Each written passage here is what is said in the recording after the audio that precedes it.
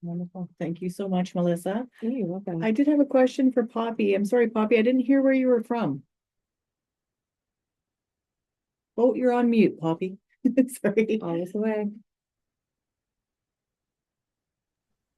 I'm in Nakina. Yeah, welcome. Nice to see people from the region coming to this training as well. So tonight I hope it's a very informal presentation, that we have some conversations. Any questions that you have, just throw them out. I'm not wait till everything's done.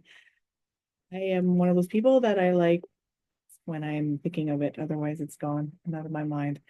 So please, any questions that you have, any comments, any concerns while we're going through, please share, okay? Sound good, everyone out there? Sorry for the wait. I had Right. just closed it. No worries. Okay, there it is.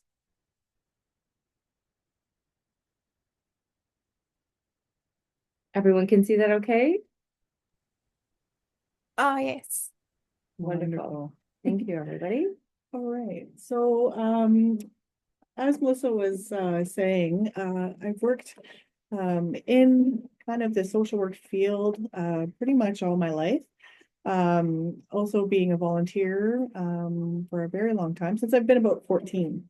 My father brought me into long-term care, volunteering very young at Dawson Court, when it used to be actually on Cumberland Street. I don't know if I remember, anyone remembers that. It's something that I became very, volunteering has become a big part of my role in my own life journey. And so I really, respect that you're kind of coming on as offering your time and your energy and your space. That's sometimes it's not easy to do. So, and again, you might have a lot of questions along the way, but I know Melissa and the team are always here and are welcoming any questions that you might have. Okay. So the biggest problem with communication is that we do not listen to understand. We listen to reply. Any thoughts on that quote?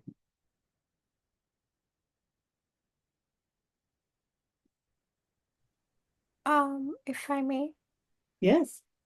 So I think it's like I'm not sure, but I think it's more on the lines of when someone speaks, or like when someone says something, it's uh we just form a very a very early on say opinion about what they're saying, and we just want to answer them back with what we think, but we forget to actually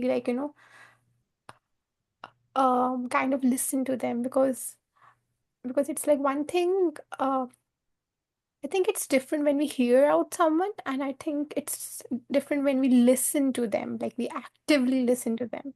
Mhm. Yes, very much so. Thank you for sharing that. Mhm. I'm sorry to interrupt. I'm going to go resend that Zoom link from my computer. I can't find it on my phone. No So worries. feel free to sit here worries. if that makes it helpful for a moment. Anyone else? Any thoughts? Well, I had an observation about, because it was like almost, I think it might have been the first module where there was like an active listening exercise, or it was like going to talk to someone about their experience with death and dying. And I noticed because part of the stuff was about waiting a beat to and I realized I'm not much of a beat waiter.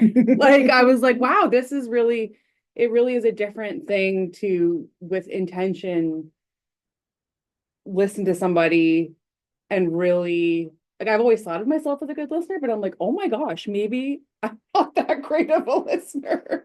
When I started to actually implement some of the tools that were recommended, and I've been practicing it since I started, so a couple months now. And it's interesting that in those, like, waiting the beats was the big one I noticed, where it is a little tiny bit uncomfortable, but like this has happened like dozens of times now. Like I've been doing it almost like scientifically, like out in the field, just with general conversations, and people always have more to say if you wait. Yes. And it's been really interesting. I love that, Sarah. Yeah. I think sometimes we're so like we want to fill the air, or we want to respond so quickly that we're thinking about how Yes. we're going to respond when somebody's talking. So we're not actively listening, right? Yeah. And allowing that space and time gives reflection, right? And then people will always have more to say. And we can capture so much more if we're just patient and listen. So I love that. Great point. And it's not as bad as you think. Once you do it a few times, you're like, oh, it's And okay. it's practice, right? Yeah, It's it a, is. it's a continual practice. I think sometimes, society, we're so driven. We have to, constantly, we have to have immediate responses. We have to constantly give feedback. We're constantly, constantly going. And Yeah. I feel like we even have done that in now our communication styles, right? Where we're just constantly looking for that immediate response. Yeah. Yeah, I find that it's sometimes it's hard to sit on our hands and to wait that beat. Yeah, I'm gonna just slide over here so I can go to that. All right. Well, thank you. Yes, great points. It's very much something we do, right? We often want to reply so quickly. So in conversation, your clients might say some things that are upsetting, or you might hear, their feelings that are on their diagnosis, or even the progression of their disease. That things that might be upsetting, even the outcomes that, they're looking towards. So what their end of life might be like, what it what can happen. They might have a lot of questions, right? We're not there to solve the problems, I guess you can say. And that presence in communication, it's sometimes very hard to be fully engaged. Sorry, Melissa, I slid over here just to take this over. And how do we be attentive when we might be, trying to figure it out? Like you said, Sarah, right? We're trying to come back with a response, or trying to, help problem solve. The thing is that we're not there to problem solve. As a volunteer, we're there to help support, listening without that intention to have a response back, without judgment, and really responding in a way that's thoughtful. Um, that kind of approach really speaks to authenticity. It speaks to it fosters that respect that you're looking for in a reciprocal relationship.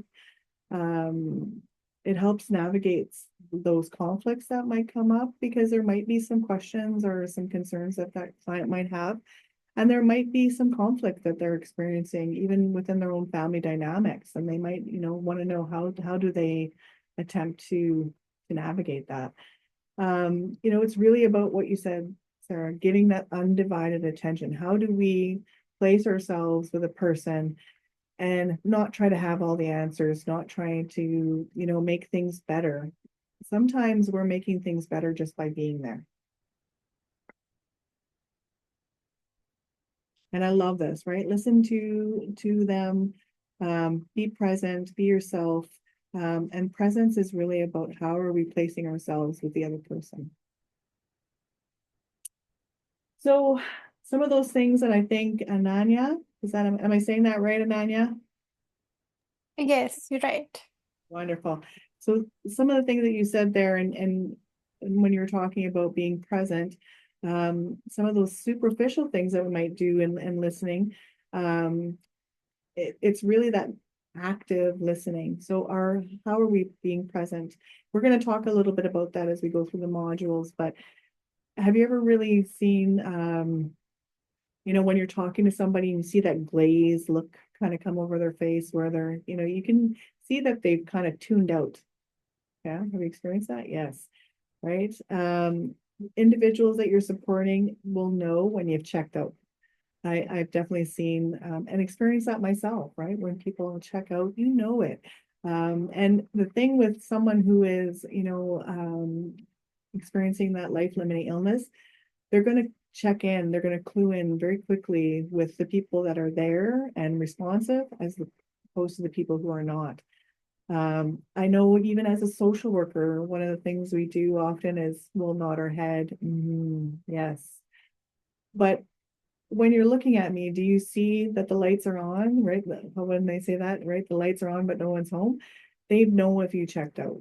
And that's where I always feel, how am I responding to the person? Even just sometimes, like you said, just having those, those moments of quiet where I can let them reflect and let them respond. Sometimes people will not have an immediate response, and that's okay. They need to sometimes take that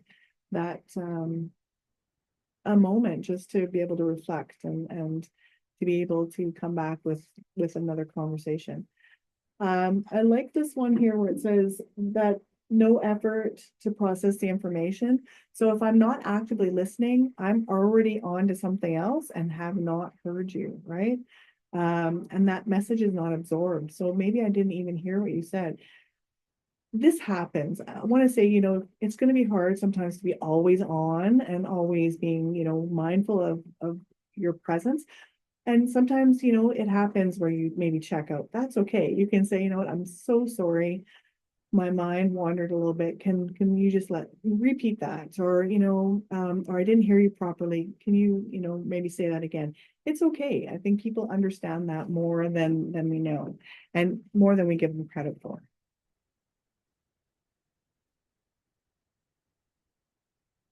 Um, so I love this. Do we listen to hear? Do we listen or hear? So I often have this conversation with my partner, who will say, I know you heard me, but I don't know if you listened. And I often think, what do they mean by that? And I get it now in the bigger sense of the scheme, right? Listening is active, it requires attention and care. So if I'm listening to you, I'm actually doing a lot of things that is saying, I'm here, I'm listening, I'm going to be able to respond in a timely way. I want you to know that, when I'm speaking to you, I'm listening and I'm hearing you, and I value everything you're saying. And that we're going to talk about how we can do that. But when we're just hearing, we're passive, we're responding automatically. And I've seen that even in, sometimes in some conversations that I've had where that person is responding automatically, but I've never, we're having two totally different conversations. Have you ever experienced that? Mhm. Yes. Yes. So I may not hear you, or I may hear you, but I've not listened to what you said.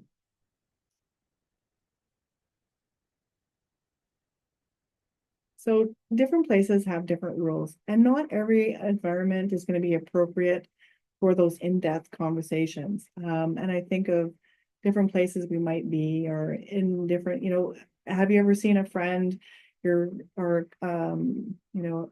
person out in the community, and you're walking through, say, Walmart, and you say, hey, how are you? And you're good, how are you? And you just continue to walk, right? Sometimes it doesn't feel appropriate to have these in-depth conversations in the middle of Walmart. Um, it's important to know your environment. Thank you. To know your environment. We want to be able to respect confidentiality when we're talking to people, and be able to maintain that open body language. So is our environment conducive to that? Are we in a space where we can have an open conversation and feel comfortable to do that? If there's a lot of action happening, that sometimes doesn't feel that comfortable. When we think about eye contact, and it does say, in here that we want to maintain eye contact. Sometimes I've worked with some clients that it's very inappropriate to have eye contact. So we'll sit side by side, and I might not even ever look at that person, because it's a sign of respect for some cultures to not look each other in the eye. And for one culture in particular, I'm thinking of an indigenous community from up north. It was very important that we didn't look at each other in the eye, and they were showing me a sign of respect by doing that. But I didn't know that until I asked the question, and that's okay. I think people are respondent to questions, and will appreciate that you want to value their culture and their beliefs. And that's okay. I think the tone and volume of our voices are really important. So how are we presenting ourselves? Are we talking, in a calm way? Uh, is our, we might have experienced, say, something right before we went in to have a conversation with our client, and we're really excited and maybe anxious and really talking fast. That's something to always be mindful of, right? Because you're going to try to match the tone to whoever you're supporting. So if they're laying in a bed and, they're feeling fairly not well, then you really want to bring that down before you go into that space. Are there any questions before we go on?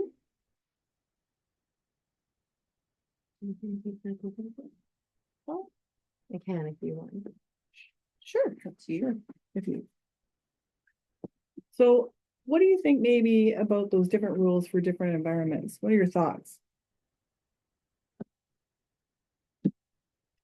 I think when I think about, like, I think it might be uncomfortable at first just to like come out and ask, like, how would you want to be, like, how would you ask that? Like, how do you want to be communicated with? Or, Well, I think that's fair. That's fair. or you just kind of suss it out?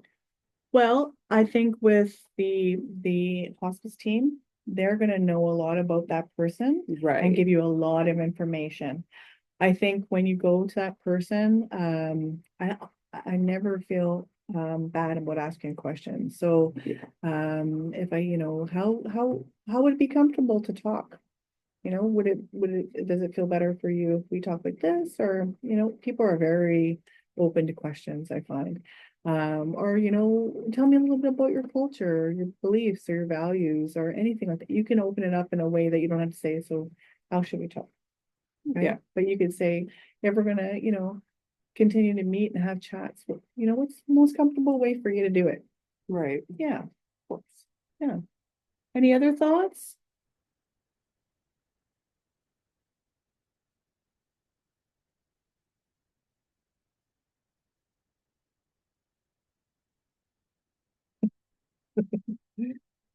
It's going so well. All right, well, I'm just gonna continue on. Yeah, sorry. Okay. You guys, can I open that window? Is that I okay? did open Is it. it already open? I know. I'm really worried about Quite. I do have a stand-up fan in my room. Oh as no, well. I'll be okay. We could turn that one on. Okay, It's a little on the loud side. We could. I feel you. I'm sweating too. Hmm? Need it, I've put it in a little box. Let's skip the slide and allow you to continue. Anyway, oh, okay. Okay, let me go back. Slide line. I think maybe by stop sharing and then sharing again. That's probably what I should have done in the first place. Okay, sorry about that. That's it. Never gonna come again. Okay, you have me confused. What's going on?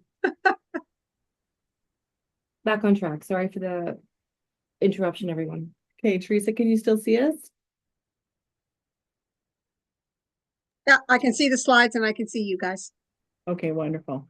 Okay, we can't see them though. Awesome, wonderful. Okay, so some of those tools for successful communication. So I love that, Sarah, that you asked those questions, because I think it's just about kind of massaging out how people will feel comfortable. And there's no wrong or right way. It's just about kind of when you start to get to know your client, you're gonna have those questions, and or they might just automatically say, hey, you know what, sit across the table from me because I'm gonna drink my tea while we're talking. Right. You know what I mean? You'll just find it just kind of happens organically. Yeah. So some of the things for successful communication, can the person hear me? That's sometimes, especially when depending who we're working with, and depending on where they're at in their journey. I can say this I've heard from many healthcare providers, and maybe Teresa, you can speak to this, but I hear that hearing is one of our last senses to go. Right? So Absolutely, absolutely, Mm. 100% true. Yeah, so even people who are under anesthetic, they can still hear. I've heard many stories of people, under anesthetic who have said, I remember so much of that the surgery, but I knew I wasn't awake. And they've experienced it because they've heard it, right? Or someone who you might think is maybe very sick and maybe is not hearing you. I've seen where they are they can hear you. Can I hear them? Right. So say maybe they talk really low. I've had one client who spoke so low, and it was sometimes, when you're always like kind of moving forward and hoping that you can hear them. And I would just say, I'm really struggling hearing you. Can you maybe speak up a little bit? They never are upset to say that. Can I see the person? For one of the clients that I worked with, one of the things for her was she would read my lips. She was hard of hearing, but needed to see my lips. So could she see me, right? Was it, we were at a good height where she could read my lips? And does a space involve, that open conversation? So again, we're talking about space. Does the environment allow for that open conversation? How much time do we have? So, setting the time with your client. One of the things that I did for every client is the first time I meet them is we talk about what our visits will be like. Will it be in their home? Will it be, going to Tim Hortons? Will it be something that, we sit down and have a conversation once a week? Maybe it's on the phone. I've supported a few clients on the phone, because it's easier for them. It's more a place where they can feel comfortable. And is that an uninterrupted, controlled environment? So for some clients, I've helped support them over Zoom. That's, sometimes hard because you can't control what's kind of happening around them, right? But if I meet a client and we're gonna have a conversation once a week, or we're going to get together once a week, we always set that time. So is it going to be an hour? Is it going to be half an hour? Is it going to be 2 hours? What are you comfortable giving? And we're going to talk about boundaries in a little bit. I love what you said, Sarah. It's okay to sit in silence. I think sometimes people feel like they have to continually have this conversation. Some people just want you to be there and be present. Is a client even able to communicate their needs? So sometimes, you can ask, what is it you're needing, or what can I help you with? Or, what are those things that they might be having questions about? The one thing about the Hospice Northwest staff is they're so wonderful. If you have a question or a concern, you can reach out to any one of us and we can help you with if they're looking for resources, if they're looking for maybe some questions that they have that they'd want answered because they maybe haven't been given all the information around the progression of their disease. And really, how am I creating that space and presence in the room that's really about support and caring? And if I could just quickly add, and I think we mentioned it later on as well, but I love the notion of sitting in silence. It feels uncomfortable at first, but it is an opportunity. Sometimes it takes clients a few more seconds than you would anticipate to collect their thoughts. Perhaps they have medication that is very forceful and strong in their system, and they maybe are feeling a little bit muddled at that time. Or maybe they're thinking about an old memory and it's just taking longer to sort of gather that together, or they're really considering their words. Either way, they generally do talk a little slower than we do. And if you just sit there and be engaged, you're going to be surprised what comes out. Yeah. It's a mechanism of communication. If you want someone to spill their secrets and their beans, just wait for it and they will. Yes, very true. Thanks, Melissa. So I love this little diagram on active listening. Again, we talked about, with social media and the need for these immediate responses. It's really affected how we actively engage with other people and how we use our listening skills. So right at the top, right, So we're hearing that content that comes into us. So say Melissa gives me a message, I'm hearing that content. The one thing that social media does not do is allow me to see what's happening with Melissa and hearing those, if we're texting and messaging back and forth, I might not know that, Melissa is very upset with something, or, I'm listening for those feelings when I'm actively talking with you, right? How is your body language? If Melissa's sitting there and she's got her arms crossed and she's not willing to kind of open up, right? This right here is going to create a space. So Sarah, if I'm like this, right, this automatically puts kind of a barrier between me and you. But if I'm open and I'm, just sitting here and we're having a conversation, you're going to feel more responsive to talking with me. That open body language can be really what, again, you're going to just naturally find a way to talk with your clients. That neutral technique, right? That you're remaining calm, your tone in your voice. How am I approaching you? Again, am I giving that time for reflective responses? Paraphrasing. So I love paraphrasing because sometimes I've seen this even with many clients. They get, say, a lot of information from their doctors. And I've experienced this with my mom even, right? A lot of responses and a lot of information that is going at them. And you can see that they've not taken it all in. And then I say, so tell me a little bit about what the doctor said. And sometimes that paraphrasing, right? So I hear you say that the doctor said this. What did the doctor, you think, meant by that? And you can actually see where either they kind of got the concept or maybe they didn't hear anything the doctor said, because sometimes, depending on, again, how we are actively listening, we might not be able to even receive that information, right? So if I'm stressed out, if I'm anxious, going into a doctor's appointment, I'm going to have all these sorts of feelings, right? So I might not hear everything the doctor said. It's normal. I feel it's normal for most of us. That's where I want to say. So even if it's, so Sarah, you told me, I heard you say that, active listening for you is something that you're practicing. Am I right?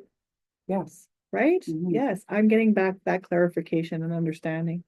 Self-awareness. How am I responding to what you're saying? Right? So if say you say something that's, fairly important to me and I'm on my phone. Right. So I find that this is something that we're very connected to. So social media, right? So if you're talking to me and I'm on my phone, I need to be self-aware of my impact too, right? How am I receiving that information? How am I responding to it? Am I active listening? And also reflection. Am I reflecting on what you said so that I can respond in a way that is, you know, appropriate? I don't want to respond to, so if I'm not active listening and Sarah has just said, if I don't allow some space for people to respond, I'm not going to maybe allow them to elaborate on what they have to say, right? But say if I am not reflecting on that or not allowing that space, maybe I didn't hear anything you said. Maybe I'm coming back with something else. And you're like, well, she didn't even hear me, right? Mhm. I'm minimalizing what you had to say. Mhm. Questioning, I can say, so again, I think you said that, but am I wrong or am I right? That's okay. I think questioning a conversation or something that somebody has said, again, I always want clarification because again, how are we receiving that? If we didn't receive it correctly, maybe I didn't hear you right. Maybe again, that's where that questions are okay. They're very okay to ask. I feel like there's never been a time in all the years that I've volunteered where I felt shut down by asking a question. So whether that was with youth or with an older person, I never have felt that they didn't want to respond, but from that question, because I've had a lot of different questions about a lot of different, say, cultural beliefs, values, wishes, and that's okay. and clarifying. Again, you can use those techniques, paraphrasing, reflection, questioning, and then you summarize. So, I think, Sarah, we had this conversation about active listening and how we can allow time for that person to reflect on what they had to say and give them time and space. Right? And then we're going back and forth. It's a way to, again, open up and to say that I've heard you. Yeah. Was it too fast? No, that's okay. So some of the things to consider when we're looking at active listening is our environment. How are we, so if we had loud music right now playing in here, how much of this would you hear? Not too much, right? Again, is there, other people in the environment? How much will that person be willing to share if they're with other people in the room? Watching the clock. This is something I've seen many people do when visiting a person or, even healthcare providers coming in and they're looking at their clock while they're trying to have a conversation with you. I would immediately shut down. Have you experienced that? Yeah. Having someone, it's almost the most dismissive thing that you can do by looking at your clock, looking at the clock on the wall, looking at your phone, social media again. I know we're all attached to our phone, but if we're talking and I'm on my phone, it's kind of hard to say that I've been listening, active listening, right? And upsetting the client. I think sometimes people are worried what they're going to say. If I say something, I'm going to upset them, right? Or what if I did upset them? It happens. I think that, we all come from very different values and beliefs. It's sometimes we're going to have a little bit of conversation that maybe might go south. And that's okay. I think you can say that. I'm sorry if I've upset you, can we talk about it? Or, what can I do to make it's okay. We're human, right? We're human. And we come from such different backgrounds and different experiences. And I think it just speaks to your humanness with somebody.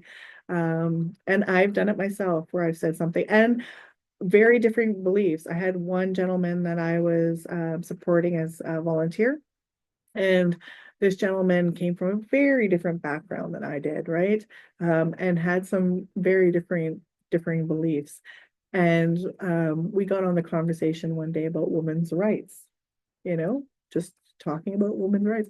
And we had very, very different ideas, and that was okay. I think it was he wasn't upset with what I believed in, and I wasn't upset with what he believed in. We respected that with each other. Yes.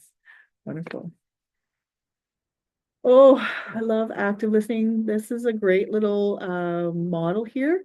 I'm hoping that you're able to see it. Teresa, can you see that okay? Yeah, wonderful.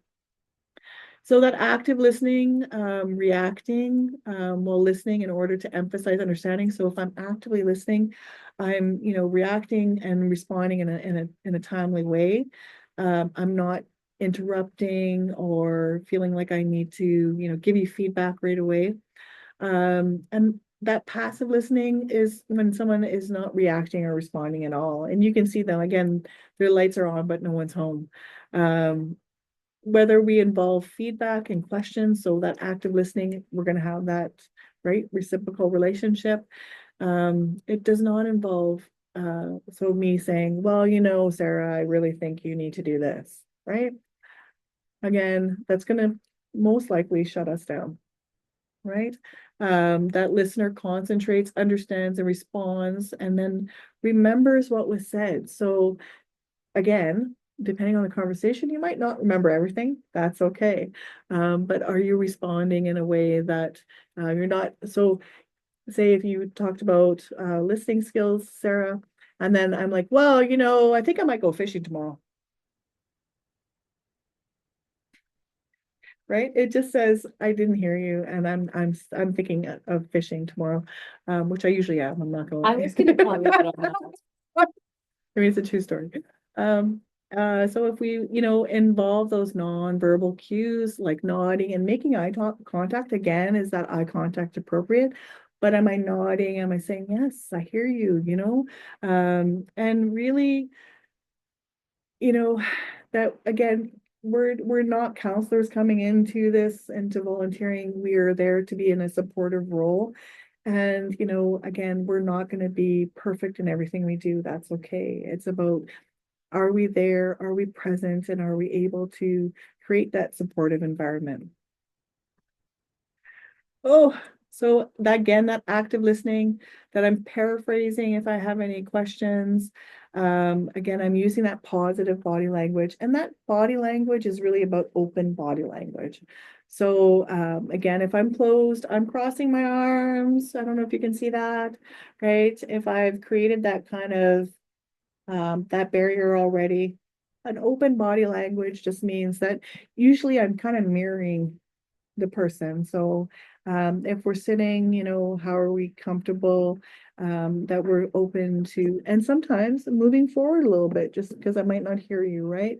That's a good way to show open body language. Being empathetic, showing empathy and concern. Empathy is, a way that we can show somebody that we understand, and not that we understand from the person's perspective, because we possibly couldn't, because their experience is their own, but we can show concern and respect for what that person's going through. Avoiding judgment or comparison, that sometimes I hear, when we're helping support people, say, well, maybe if you would have done it this way, or, I've seen someone else experience it, but they had a better, like, so someone even going through chemo, right? We might have said, seen somebody experience chemo, and they might have, or chemotherapy, and say they had this kind of experience. Well, not everybody's going to have that same experience. Going through the healthcare system, we all come from our own experience. And again, our bodies are going to react to different medications differently. We're going to experience our illness very differently. So comparison is sometimes very problematic, right? If we're comparing illnesses, or the way the person is going to experience their illness. Evaluate. So is this conversation going good? Right? Is there something maybe I'm not doing? Like when you're saying that, sir, like I have to listen to those, right? Listen to that person, but also am I feeling like I need to respond right away? Sometimes that takes some practice. I'm going to say that I've been practicing that one for about 40 years. So, I'm always trying to improve my communication skills. It's something we got to work on. I think it's a lifetime of working through it. You can really tell when someone's got the good ones, eh? It's almost surprising when you meet someone and they're so zeroed in on you, and it just really increases the quality of your discourse. It's really exciting to think that you could share that for someone and be that for someone. Yes. And that, again, that listening might not be left. So I love companioning. This is something that is brought to us by a wonderful theorist out there. His name's Alan D. Wolfelt. If you ever get any opportunity to look at any of his videos, he shares a lot on grief theory, but his companioning kind of speaks to me on a way that we can companion others, that allows us to support people in a way that we don't have to try to fix things, right? I find that sometimes when we find we're supporting someone who is very ill, we want to fix it, we want to make it better, or someone who is grieving. I think even around an illness, at the time of a diagnosis, we will start having what's called anticipatory grief, for not only the person who is experiencing the illness, but for everyone around them. So there's a lot of grief that comes with an illness. And that's where he really focuses in on how we companioning. how we can companion another. I love what he says. Companioning is about honoring the spirit. It's not about focusing on the intellect. So if we're honoring a person and their spirit, we're not trying to make things better. We're not trying to find the answers again. We're just letting it be. It's about curiosity and not about the expertise. So if I'm coming at you from a place of curiosity, I might say, you know, Melissa, how are you feeling? How is it? How is things going? What's your experience been of late? I'm not saying, well, you know what, Melissa, I know what you need, right? So I'm not telling them that I know what's better. It's about learning from others. It's not about teaching them again. So I don't feel like I have to have all the answers. It's about walking alongside. I love that. I love the idea of walking alongside someone, helping to support them, and not about leading them, not about trying to rip them out of their you know, their questions or their mourning or their grief or their illness. I'm trying to help support them in a way that I'm walking alongside them. It's about being still. So I often find I always want to fill those moments up that are silence. And I feel like sometimes they get awkward. I always want to be a little frantic, I guess you can say, and fill the air up with words. One of the best things I was ever told by an elder is she said to me, Kim, sometimes you just need to shut the bleep up. And man, I have taken that with me and realized that sometimes I can be very frantic in my movements, and sometimes I just need to be sit still. So one of the things that I learned to do when I'm really finding that I need to talk is I'll put my hands on my knees, and just as a little reminder, just to calm down. It's okay, Kim. um, and sometimes, you know, learning that the gift of sacred silence, that we don't always have to fill up every word, every moment with words again. Companioning is about listening with the heart. It's not about analyzing with the head. So if I'm there, if I'm in a compassionate space, I'm listening with my heart, right? And this is really hard work. I say that to many people. Volunteer is you are giving of yourself in a way that I think is just the most precious of everything that you can do in life, is that you are giving of yourself freely. You're not asking for anything in return. You're doing something out of from the heart. And that's really what it is. It's heart work, right? So I'm listening with that heart. I'm not analyzing and trying to figure things out for you. Bearing witness to the struggles of others. So it's not about taking away the pain. I cannot imagine what anybody is going through with an illness. I don't know. I can't say that I could say that, you know, if you do this, you're going to feel better. You can't take it away, right? But you can bear witness to it. You can be there as, you know what, I don't know, might not have the answers, but I'm going to find somebody who maybe does. I can reach out to the hospice team at any time, and maybe that they might have some answers for that person. There can always be questions when someone's going through a life-limiting illness. And again, you're not there to fix it. We're just there to help support. And maybe you can be the person who brings that question back to the family, because I find with volunteering, they might be more open to you as opposed to family, because sometimes it's hard to open up to our loved ones because we don't want to burden them. You know, that's very normal. But you can be that support, and you can say, I don't know, but I can find someone who might know. And it's not about you know, trying to make everything orderly, I guess you can say, right? Really respecting disorder and confusion that people might be experiencing. Because again, it's not for us to make it better. It's not about thinking you're responsible for finding the way out. I love that it's about going through the wilderness of the soul with another human being. You're walking alongside them and helping them, support them in a way that I don't even think we understand sometimes, that the ability that we have to help make it a little lighter, a little easier for people. Any questions up until this point? Any thoughts? Those points are very poetic. Yeah, they're beautiful. Yes, Alan D. Wolfelt. He's just a fantastic theorist out there, and he's actually called a rebel of grief theory.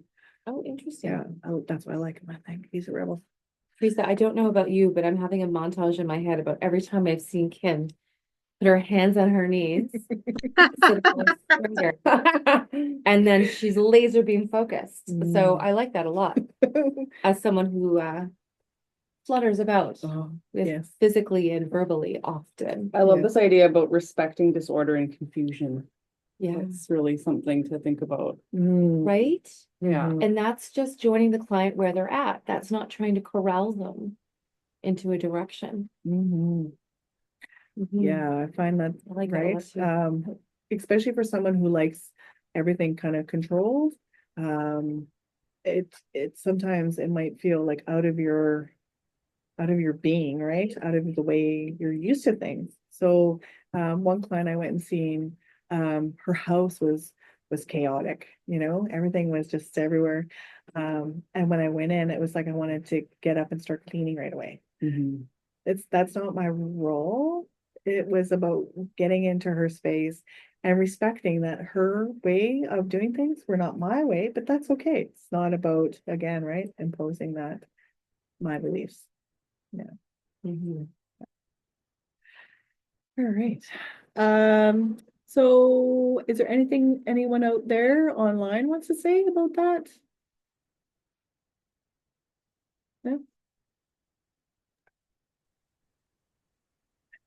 No, I think it was pretty, I think it was really insightful. Like, honestly, I think the right word would be really, really insightful to listen to all of this. Wonderful. Thank you, Ananya. No problem. I have to say I've enjoyed every minute of it. It's really nice to hear about communication, because anytime you talk in a group or you go to a meeting, and I spent all afternoon in a meeting today, and one of our biggest things that we said that we are poor at is communication. So this is really, really important. Yes, and I think that, thank you, Teresa. I think,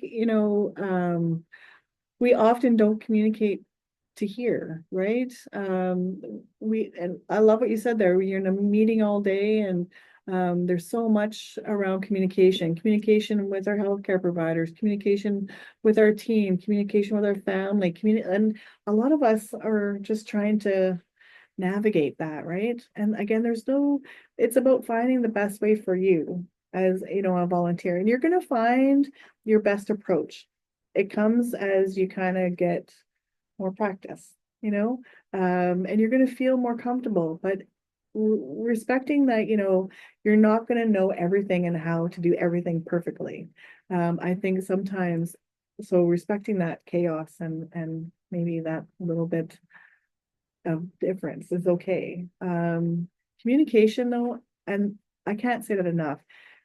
I have worked in healthcare settings most of my life, and working with people, I have found that communication and how we communicate can really set the tone for our relationships. It can give us what we need in knowledge. It can give us an understanding of each other. But if we are not being able to communicate in a way that's appropriate with each other, again, respecting those differences of values and beliefs, um, we've cut each other off, right? We minimalize each other's experiences, and we don't open up that world of there's so much more to people. So I love what you said there, right? Allowing that little bit of space gives people opportunity to say so much more. Yeah. Communication. It's one of our biggest tools that we have, and yet sometimes we're not practicing them. So our role as a volunteer is to listen and be there for clients through their illnesses. And how are we doing that with a non-judgmental ear? We are a judgmental society. I mean, we can see that on everything, whether it's through media, whether it's through life in general, we can see that we have a lot of judgment, and we have a lot of biases that we're going to bring to our relationships. Knowing our biases is important, right? So I love when we started this one meeting a few weeks back. One of the first things the facilitator said, so what would be the biases that you might have coming into this meeting? And I thought, oh, that's a great way to start it, because I never even realized that I had a lot of biases around that meeting, right? And it was a way to open up and say, you know what, it's okay to have them. You're going to have them. It's natural. We all come from different upbringings, from different backgrounds, from different experiences. So we're going to come in with our biases. How are we approaching that non-judgmental space? So if I come in and I've already decided who you are and what you are and your experience, again, I'm shutting down conversation, right? I'm not allowing for that openness. Um, I think here those are dying or struggling, want to be seen and heard by the people who care for them. Often throughout healthcare, people feel very minimalized and not heard. We can offer that space as a volunteer. I hear you, I see you, I value you, and I respect you. Those things that we can do for a client are so big. And I hear that from volunteers as I get so much more out of this than I even realized, because you're coming from a place again that you're giving of your time and your space. You're not on a clock, right? Well, I mean you are, but you're not, in the sense of, you're not getting paid for what you're doing. So you're there in a total neutral kind of way. You're there to help support, you're there to help to give that space for someone to even be just not sick for a second, and to be heard. It's something that I can't say enough of. And I know that many people out there, we hear from volunteers that will say that often, right? Being able to help support a person up until end of life is a very rewarding for many volunteers. I've heard that. Yeah, absolutely. It's common feedback. Some people feel almost guilty that they feel they're getting more out of the experience than they're giving, which isn't true, but we only know how we feel, right? So true. So some of those barriers to active listening, some of the things we might be experiencing, is that inadequate language base. So for one client I went to see, one of her first languages was Ojibwe, and I recognized really early on in our conversation that there was a lot of barriers to what she was maybe understanding or what she could receive, right? So that's where I was able to get her someone who spoke her language so that she felt comfortable, right? And also understanding that there could be sometimes again different languages just from where we come from or how we were brought up. And sometimes so many words mean so many different things these days, right? That we might be partially listening. So say we're there, but we're thinking, oh, we have our client talking to us, but we're thinking, man, I think I want some chicken Kiev for supper. Right? So I'm here, but I'm not really maybe listening. A lack of interest. I feel like people will know, if you're interested in being there, that prejudgment. So if I've already made a judgment on, your experience, I might not be able to accept and receive that information. It might be, negative, and how that negativity towards the speaker. So, and I've had this experience with some clients that are really having a bad day. Really had a lot of stuff thrown at them. Maybe there's a lot of family dynamics, and maybe they are barking at me, right? that can happen. That's sometimes the experience. Sometimes we might bring that in. Again, I would just check in with them, is everything okay? Is there something you want to talk about? I hear you, you sound a little upset. And that's okay. I think sometimes clarification, right? That diffidence. So if you don't have self-confidence and, your abilities as, all of you have such strengths and the willingness to be, again, giving of yourself, that self-confidence and going in to talk to somebody. I always think, sometimes I might be a little nervous. That's okay, right? Nervousness and self-confidence are two different things. I can be nervous and still be self-confident in my abilities as a volunteer. Intolerance. So, if I say I'm intolerant to maybe your decisions throughout your healthcare experience. Say you decided to have no chemotherapy, and I think that you should have chemotherapy. It's right, that intolerance. Again, that's going to create a barrier between our conversations. Those deep-rooted beliefs again. So what are your beliefs? Again, I always ask myself, whose needs am I meeting, right? If my beliefs are coming in kind of direct assault of that conversation, I might need to take a step back and go, okay, wait a minute, Kim. How much information is important here? And how much of what they're saying is relevant to their experience?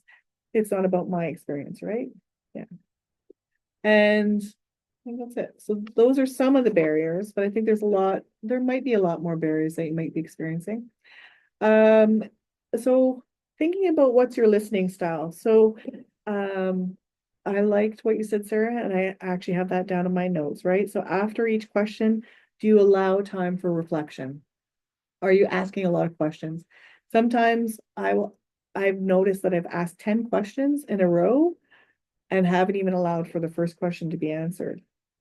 And I find that with even, certain clients that you're working with, asking one question at a time, right? And then allowing that time for reflection will be beneficial for you for clarification and also for them. Do you feel like you offer a lot of advice?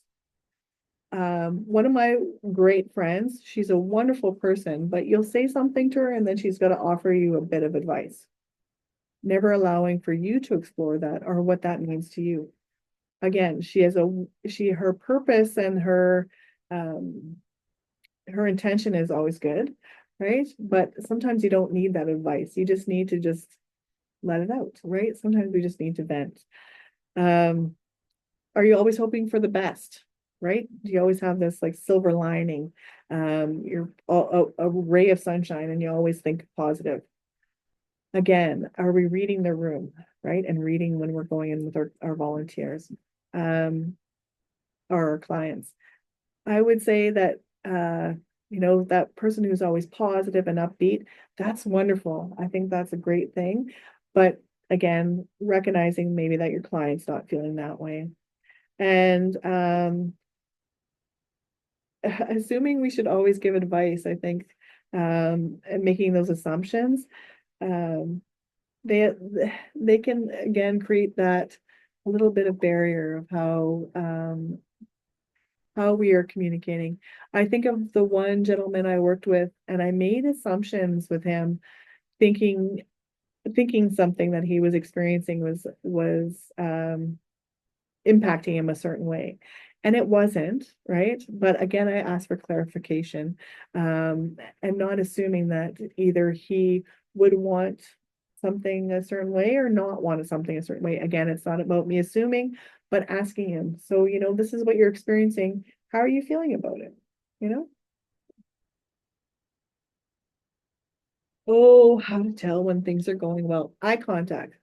So for some that might not feel like that eye contact is respectful, but maybe if I, connecting with you and we do understand that eye contact's important, am I just maintaining eye contact? Am I checking in with you? Am I making sure that, you're hearing me. I can tell through your eyes that that you're home, right? And that you haven't checked out on me again, through that eye contact. And that's a very, right, that we're just checking with each other. Our body language, we can't say that enough, how we are sitting with a person. And I always think of even, if someone's bedside, I always want to make sure that I'm not standing over them. Because it almost puts a power dynamic between me and that person. So if I'm standing over top of them, that could be very almost invasive to me, right? Yeah. That active conversation, again, sometimes you can allow that silence. It's okay. Silence is sometimes golden. And do they have that interest in you coming back? So if they say, we say, okay, we had a great visit, and Melissa, I'm gonna come back and see you next week. And they're like, well, I've got foot care coming that morning, and then my niece might be popping over later.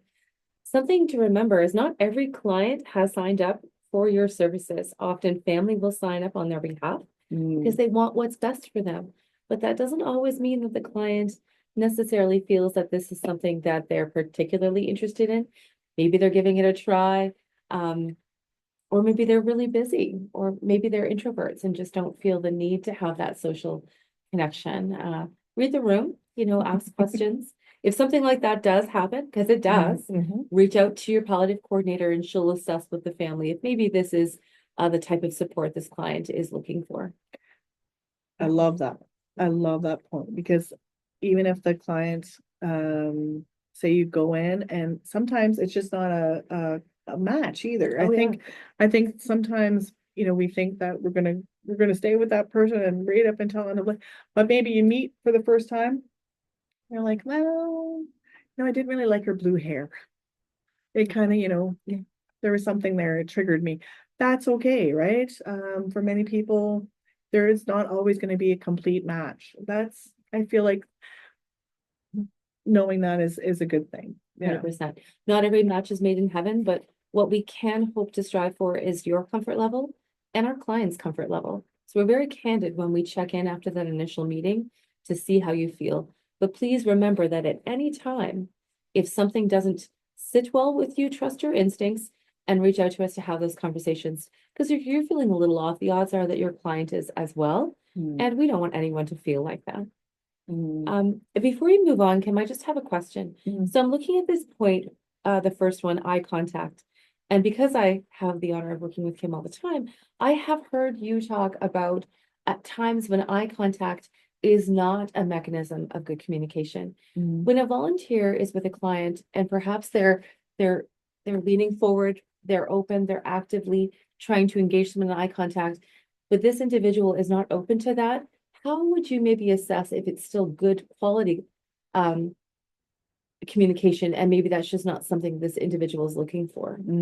So we actually kind of talked about that Oh, earlier, but sorry, that's I okay. missed it. No, that's okay. I think just addressing, right at the beginning of your meetings, and to find out what's comfortable for that person. So if you are engaged, to say, what would be comfortable for you and how we're going to communicate, or Okay, what would right. you feel, how would you feel if we, talk like this? They might say, no, I want to sit back in my chair. I want to feel comfortable. I want to lounge.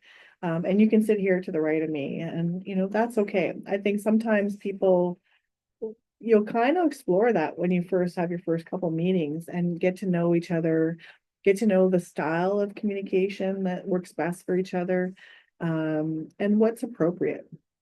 Again, knowing what's best for that client. And sometimes that's about just asking a question.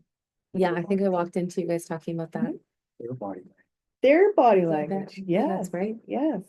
How are they feeling? What's their comfortableness, right? Yes, yes. Like that. Do you like that? My honor to work with you.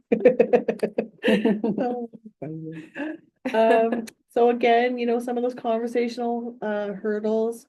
Is there environmental distractions? So is there other things going on? One of the things I found working with one client is that she had a very active home. a very active home life. So how could I get her in a space where she felt like she didn't have to respond to everything else that was going on around her, right? Um, are there people in the immediate area?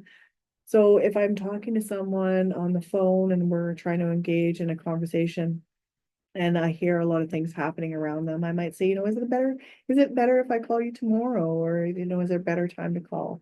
That's okay. I think everybody's got stuff going on in their lives. If there's deep emotions that come out, how comfortable are you at that? So say someone starts opening up and a lot of stuff comes forward, you know? I think it's almost sometimes uncomfortable for people to see that emotion come out, right? What do I do with it? Am I going to be okay, sitting in here with it? Sometimes those deep emotions are, the person needs to almost get them out. I always say it's like puking that stuff out, right? It feels really yucky when it's inside, but if we can get it out, you always feel better after you throw up, right? It's a true story. If we can get it out and in a way that we feel safe, always checking in with the person, after, are you okay? And sometimes it's not about asking if you're okay, but, if I leave right now, is there anything that you need for support? Knowing if maybe they have family or friends that they can lean on, is maybe they might need some counseling or you don't have to ask that, but you can say, is there anything you might need for support after I leave? And that's a fair question. And I don't think anybody would be unresponsive to that. May I add to that? Mhm. I'm going to use the example, perhaps you're visiting with a client in long-term care and you have unpacked some conversation that has caused them an outpouring of emotion. And you haven't obviously left, you've stayed, you worked through it. They feel a little bit more comforted, perhaps they look like they're a little bit more stable. It is definitely okay to stop at the nursing station on your way out and just say, hey, I was just visiting with Martha in room 63. You know what? We kind of had we talked about some stuff. Would you mind maybe just being cognizant of that as you're checking on her this evening? She might be acting in a way that you wouldn't expect, or maybe she needs a little bit of extra consideration and compassion. You don't need to, of course, say that might annoy them, but just to give them the sense that a little bit of extra attention might be warranted. To change the example to perhaps you're visiting your client and they live in their personal residence. Well, anytime you are matched with a client, when there's a presence of family or friends, you also have those contact details. And it is okay for you to shoot off an email. Maybe don't call someone at, 10 o'clock at night, but you can shoot off an email and say, you know what, I had a great visit today, but just so you're aware, we touched on some subjects. There was some emotion. If you'd like to contact with me over the phone, we can chat about that, but they might like to hear from you later on. Yeah. And if you're not sure if that's appropriate, ask us. Mhm. Or if you're not comfortable having those conversations, let us know because we can. Yeah. You're never alone in this. So Mm. if something feels bigger than you had expected it to be, don't worry, we can help look at that and figure out what the best move is. Excellent. Great point, Melissa. So, if there's been any responses to the barriers to physical senses or cognitive decline, if you're concerned in a conversation, say you had with somebody, and say things seem off, like maybe there's always things that can happen along the way. And I'm thinking, Teresa, like a UTI, sometimes I've seen where medications, combination of medications, that can almost be like a sort of delirium where, you feel like you've gone in, you went to go have a visit and things just seemed off. Hey, Teresa? For sure. And UTIs in the elderly, urinary tract infections often cause delirium. So it could be just that they just need to have it treated, but you'll notice a difference in your client and you'll wonder why. And it could be as simple as that. Yes, great point, Teresa. Yeah. So if you're questioning things, if things seem a little off, because I've experienced where there was an opioid toxicity and in a client and they seemed very normal, but yet there was just an something was off and my spidey senses went off, right? So I was able to reach out to family, and family got them taken to the emergency, and they actually just got a system like flush, I guess you can say, hey, Teresa? And it was able to kind of wash out that toxicity, I guess you could say, and get them back. And so kind of like a reboot. So, you know, those time constraints that sometimes we have. So I've been in that case where, you know, visiting with a volunteer or a client, and you know, we say we set an hour for our visit, and then 10 minutes before I leave, we get into a big conversation, a deep conversation. Well, you know, I always am very mindful of that. We're going to talk a little bit about boundaries in the next part here, but you know, being very mindful that you sometimes don't want to open up those big conversations. Sometimes they just happen, but just remember that, you know, the time that you commit to is something of your boundaries, right? So you want to just be mindful and respectful of your own time. And also, you know, the prejudice that we bring. Again, we talked a lot about biases. So, all right. The video, do you want to bring that up, Marcel? Give it a try.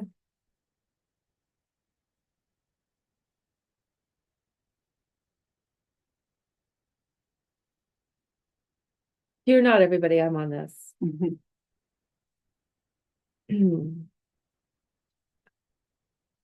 So I know one of the things that you can do is just, is highlight it. Yeah, I'm trying to grab it. I think you'll have to go right out. Right out? Yeah, so right out of your PowerPoint. So get out of there Oh, okay. and Grab go- it like from the slide this Yep. way. Kim's our resident tech guru. You should see us muddle through our meetings when she's not here. Oh, so you want to click beside it. There you go. And then put that in your browser.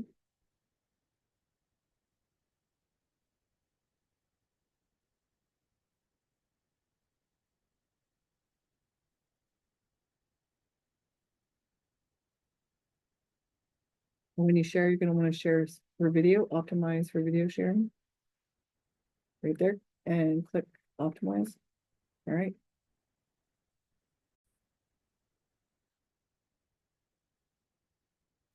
Alice everybody. works at a local department store.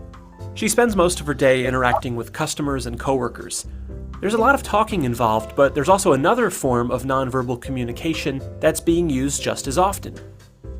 Body language. Body language is the process of communicating through nonverbal signals. It includes things like our posture, facial expressions, gestures, and more. The meanings of these all vary from culture to culture, but we instinctively read body language and interpret it as some expression of moods, feelings, or intentions.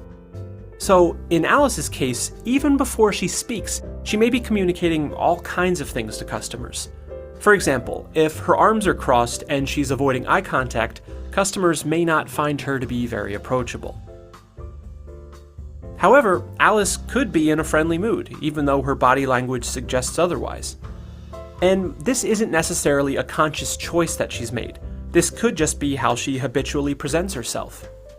But if Alice is aware of these habits, she can work on improving her body language. Changing your habits can be difficult, but if you take time to pause and check in with yourself, you can start to notice them and adjust things to become a better nonverbal communicator. This awareness can also be applied to reading others' body language. Let's say Alice notices that her coworker is unusually quiet, has his body turned away from her, and is slouched over. She may pick up that he's upset, or that there's an unspoken issue at hand. Depending on Alice's relationship with him, she may want to give him some space, or ask if anything's wrong. Being aware of the various aspects of body language can make all the difference in how people perceive you and how you perceive them. Be aware of how you present yourself, and you can say a lot without speaking. GCF Global, creating opportunities for a better.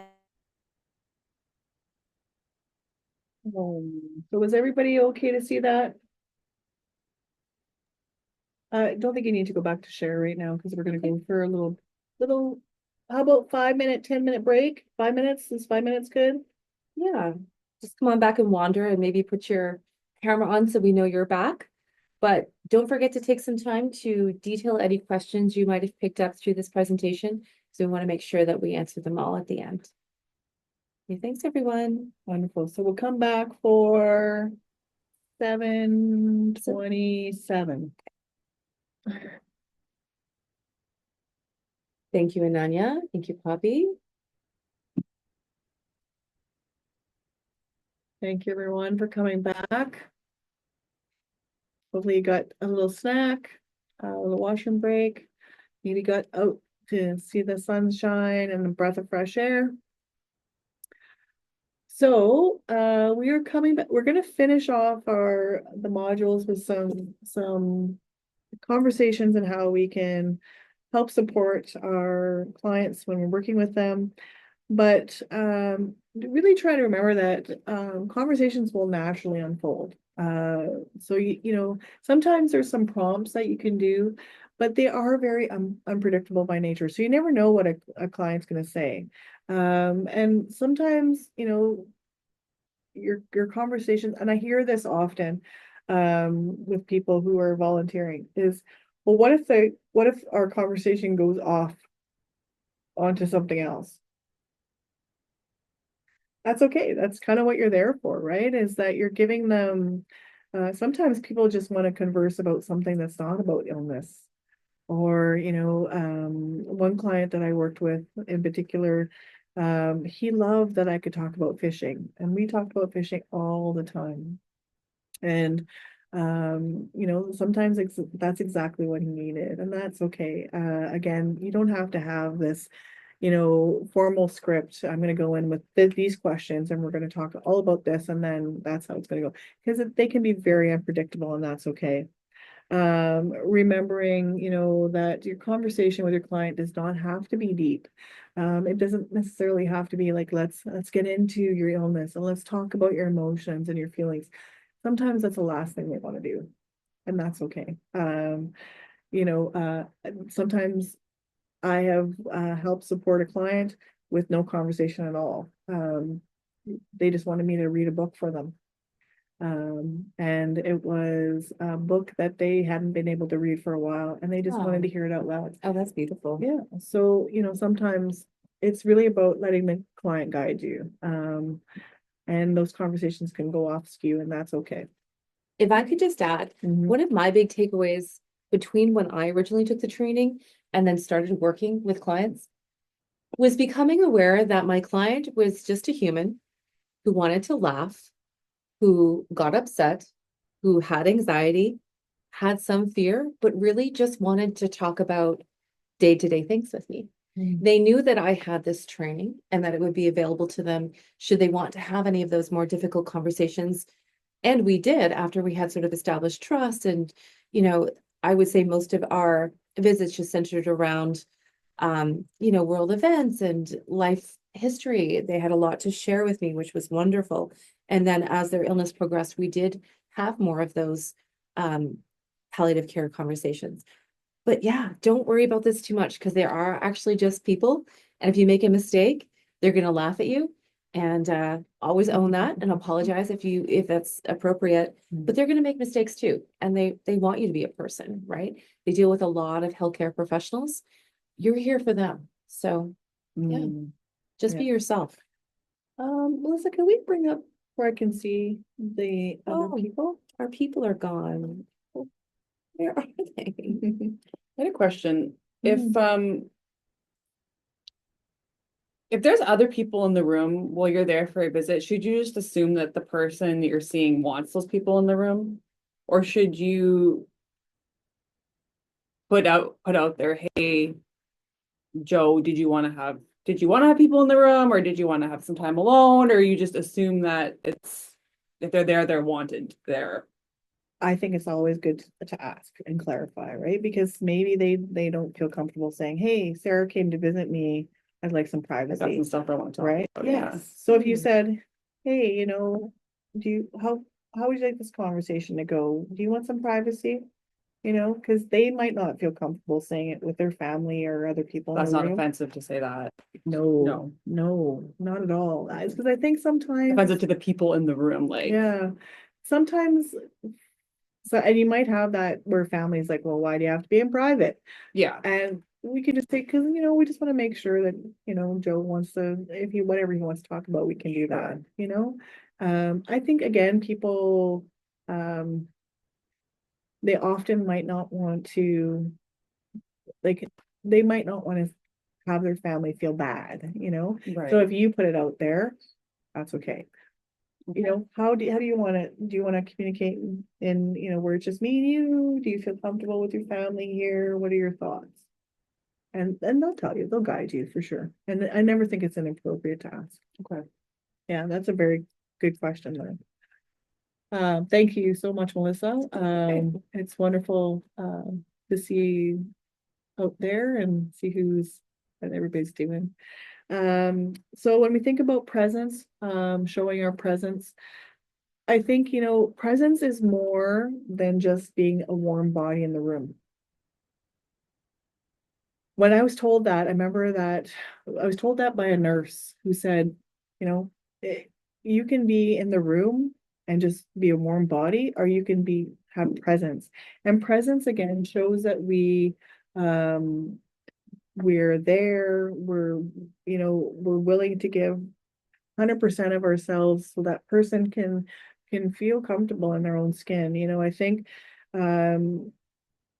so I think about one individual that I worked with.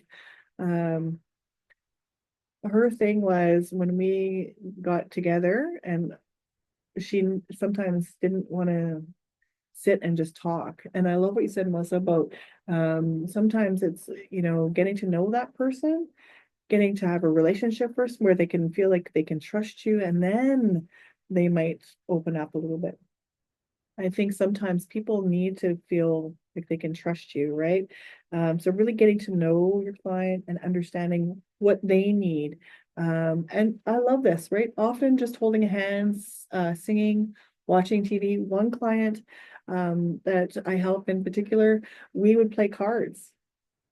And man, because sitting there sometimes is really uncomfortable having those conversations, right? But when we played a game at crib, there's all sorts of conversations that would happen and that would come out. One individual, I used to take him fishing. And just even having that, 10 feet away, we were fishing and got to have a lot of conversations. It doesn't have to be this formal, way we're approaching it. Again, sometimes we're building those relationships by just having those informal kind of relationships, in a sense where you could be gaming, or one woman I would work with, we would often listen to music and sing Dolly Parton. Right? It was again knowing what they needed, and identifying that it doesn't have to be this big, huge formal conversation. You can have conversations through experience, if that helps. Yeah. Staying on track. So, making sure that you are giving your undivided attention to your clients. Again, try not to be rushed. Be still and breathe as you talk. I am by nature a fast talker, and sometimes I mumble. So I have to be very mindful, depending on who I'm with, especially, that I want to, speak clearly and slowly and not have to rush through my conversation. Again, you'll see my hands on my knees. And I am trying to approach it where I'm not trying to, again, fill as many words in the minute as I can. Because sometimes when you're working with a client, you have to slow kind of the roll, slow your roll, because we want to make sure that they understand and that they are comprehending what we're saying. And that is a vice versa, right? That reciprocal relationship. Try not to bring out your defenses or your fears. I'm always mindful if something is happening in here while I'm talking to a person. So if I'm triggered, if there's red flags going on, if something's happening to me where I feel, even that tightness in your chest, have you ever been in that position? I want to be mindful that there's something going on with me that's from our conversation that I might need to look at and reflect on afterwards, right? So just be mindful that there's something happening and I might need to check in with myself after. I've had that experience because say, a client that I worked with reminded me of somebody or their experience, kind of brought up a bad experience that I had. And that's okay. Again, we're human, right? Yeah. So be thinking about, how, again, how fast I'm speaking, my volume of my voice, especially if, someone is very ill, am I distracted? Am I, very loud in my conversation? Again, be mindful of how you're coming into that space. I always loved, one of the nurses I worked with, she would say, just be mindful, Kim, of the energy you bring in the room. That helped me be mindful of what am I bringing to that room? How am I approaching that person?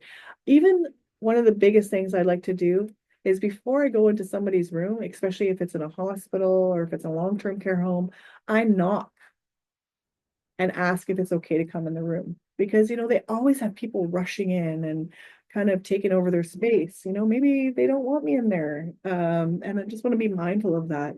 And by allowing that, by saying, is it okay if I come in? I'm allowing them that permission to say, I have power over whether you come in the room or not. And that sometimes is very comforting to people because they might not have a lot of control on everything else in their life. I absolutely love that point. Maybe somebody's picking something out of their teeth, right? That gives them a moment to compose themselves and then to feel prepared to engage with you. That's a wonderful point. Yeah. Or they've even doing something that, you might not want to see, or if they're getting changed or all sorts of things, right? Are you in your good place and a good space emotionally when you're coming into it? So maybe I've had a lot of stuff that has happened that day and I'm planning to meet with my client at 6 o'clock and I just know that I'm not in a good headspace. I think, following up with your client and saying, today is not really a great day is, could I come tomorrow? People are going to appreciate that instead of you coming there because you feel obligated and you're not in the headspace. And maybe, again, you're not able to be attentive. And, are there moments where you are somewhere else? And that can happen. Again, we're human, but, just really recognizing that you're not going to be on 100% of the time, but that you want to be there as much as you can be. And using those open-ended questions. So if I ask Melissa, so how are you feeling right now? Right? Fine. So maybe tell me a little bit about, what you're feeling right now. And then I can elaborate. Yeah. Right. If I ask yes or no questions, I'm going to get a yes or no answer. But if I can open it up, right? Trying to listen with gentleness and compassion. I think, I don't think a lot of people that come to volunteering are not compassionate. Or, it's just, again, allowing ourselves that space, relax, especially when we're in the face of suffering. That sometimes I feel like I want to fix things, I want to make them better, but how am I approaching it, right? That I can just be aware of my own emotions, my own biases, my own values and beliefs, so I'm not bringing them forward. Again, silence is golden and less can be more. I often think about that. Using reflective languages, so, always reflecting back in their own words. So, Melissa, I heard you say that, if we're going to be mindful of when we go into the room, that we need to, think of what that person might need as privacy. It sounds like you said that. Am I right? Yeah. Right? Again, I'm reflecting back and making sure that I heard you because sometimes, again, as a receiver, we might not have heard all that information. All right. So are we asking if that's right? Are we affirming those phrases? I can understand why, or I can see how you feel that way. You know, you want to talk more about it, or, you know, I can't even imagine. I often will say that I can't imagine what you're experiencing. You know, do you want to tell me a little bit more about that? That's a great way to tell people is that I don't understand what you're experiencing, but I can't imagine what you're going through, but I want to hear more. I feel like there's not one person I've ever asked that question to that they've shut down. Can I just use two examples here? So Mm. Kim, I love that. I say that all the time. I cannot imagine fill in the blank. What if instead I said, you must be overwhelmed?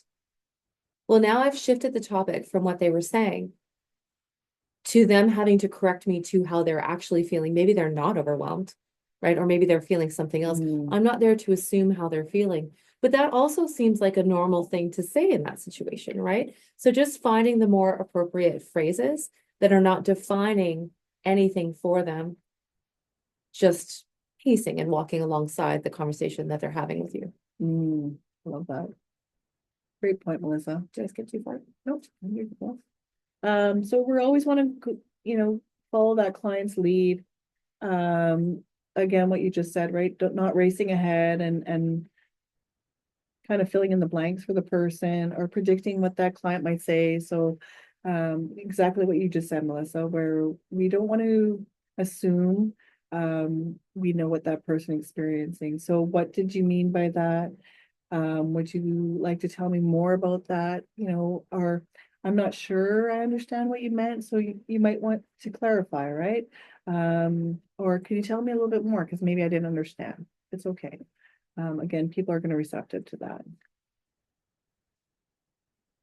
So empathy, empathy is the ability to be emotionally understanding of what other people are feeling, to see things from that point of view, so through their lens, right? And imagine yourself in their place. So not that you can understand it, but you can sympathize and not sympathize, but empathize with them. And essentially putting yourself in someone else's position, and trying to experience what they're feeling.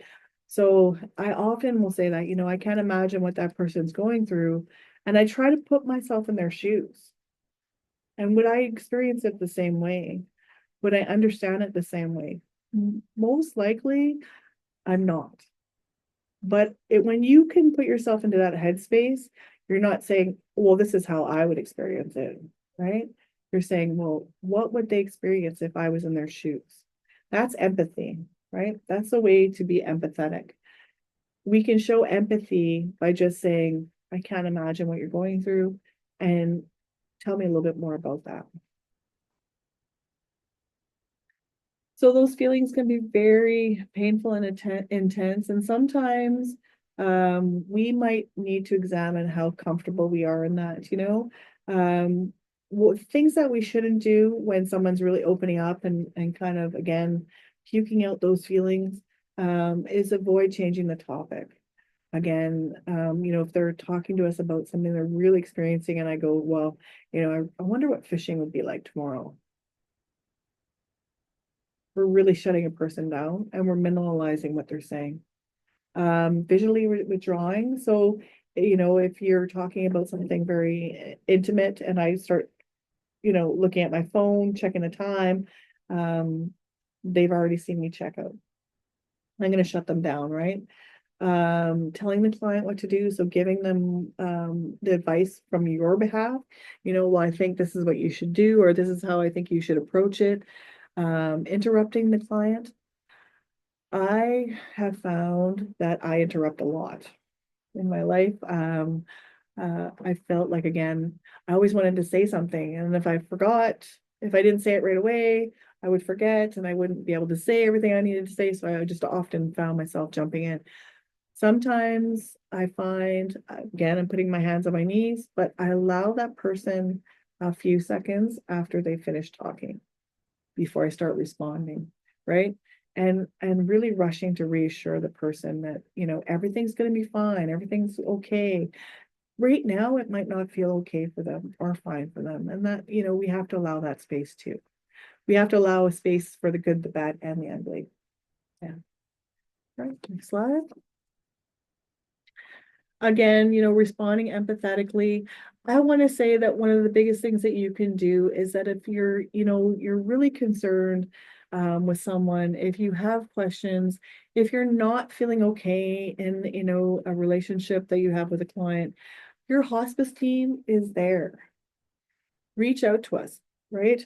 Your Hospice Northwest team is here to help support you, whatever that looks like. So if you have questions, if what is being said to you is just overwhelming to you, like where something comes out, say, I've worked with one client and something came out that happened to her 20 years ago. And it just kind of came out, it just the way the conversation had happened. And it was impacting, right? It made me feel I didn't know what to do with it. But I was able to talk with my team and able to kind of work it out where we were able to help support her in a different way. And that's okay. Sometimes recognizing your own limits and your own role as a volunteer. 100%. It's not, maybe the support that you're able to provide isn't actually what they need, and that's very fine. Just a reminder of something Kim said earlier, not all matches continue past a visit or two. And perhaps that's not because the client doesn't want to have visits, but just because perhaps they're more comfortable with someone else as you're more comfortable with someone else. That will always be a positive conversation with staff. This is one of those organizations where we just have, the nature of it is we talk a lot to each other to make sure good comprehension, good connection, and also that everyone involved is in a good place, right? So thank you in advance for all of these great communication strategies, because we will be reaching out to make sure that you do feel well and supported. And if there's anything we can do for you. So, no, one back. So trying not to offer advice or meaning. I think, everybody's map of meaning in their own life is something that's very unique to themselves. So we can't say that because our beliefs are stronger or not stronger than another person's beliefs. And I've heard where people will bring spirituality into it. Like, so you might be tempted to say, and I've heard this, God doesn't give us anything we can't handle. I would, come from the different philosophy of anything that you can talk about can be managed, right? Where this approach of spirituality is something that's very unique to that person. And we can't assume, again, that someone is their beliefs or their spirituality comes from a religious context, right? And it's always being mindful that not everyone's going to have the same beliefs as us. That's okay, right? But not trying to fix it or make it better through euphemisms, right? That we can, again, we're taking away from what that person is experiencing.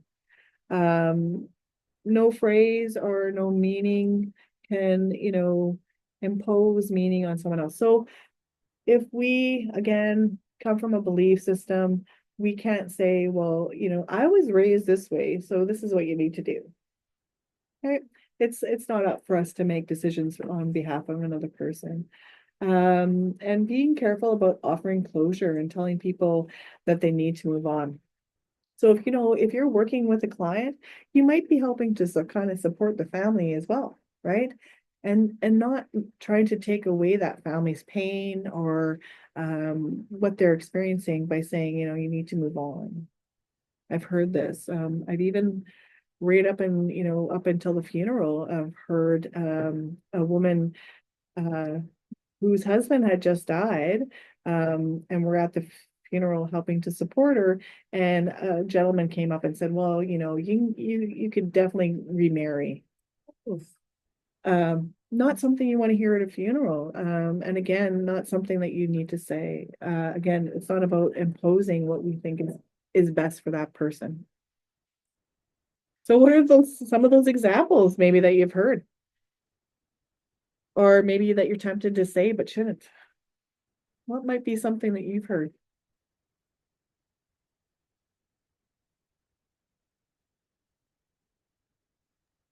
So one of the things you often hear is they've lived a good long life. Mm. Yes, right? And again, that doesn't take away the person's pain, right? Or the fact that they've just lost someone very significant in their lives. Whether they've lived 3 days or 90 years, that doesn't make a difference. They're Yeah. not in pain anymore. They're not in pain anymore. Yes, Common Poppy. one. Yeah, Biggest insult, we've gone to a better place. right? Biggest insult of all. Hmm. Because with us, right, they're better places with us, right? So again, that takes away, yes. Or you'll be strong. Right? You need to be strong. You'll be fine. This too Um, shall pass. This too shall pass. Yes. I used to think that it was appropriate and it was a good thing to say, God doesn't give us more than we can handle. I thought that sounded thoughtful. I thought that came from a place where most people would appreciate that connection, even though it didn't really resonate with me. And it wasn't until I learned more about communication and understood that that's just me not listening to them, right? That's me putting a lid on it and just packaging it up and saying this will be fine. And yeah, I had to rewire my own brain there. Mhm. Yeah. Yeah, good points. Thank you everyone for sharing. There are so many things that we can say. Again, because I don't believe people's intentions are bad. I think when they are trying to say those things, they're trying to alleviate a little bit of your pain or take it away. The idea is that we can't take away people's pain. It is what it is, and we have to be mindful of, we have to allow people that space too. Ironically, like one of the things when I was in the throes of the tragedy that I went through was, and I've taken it.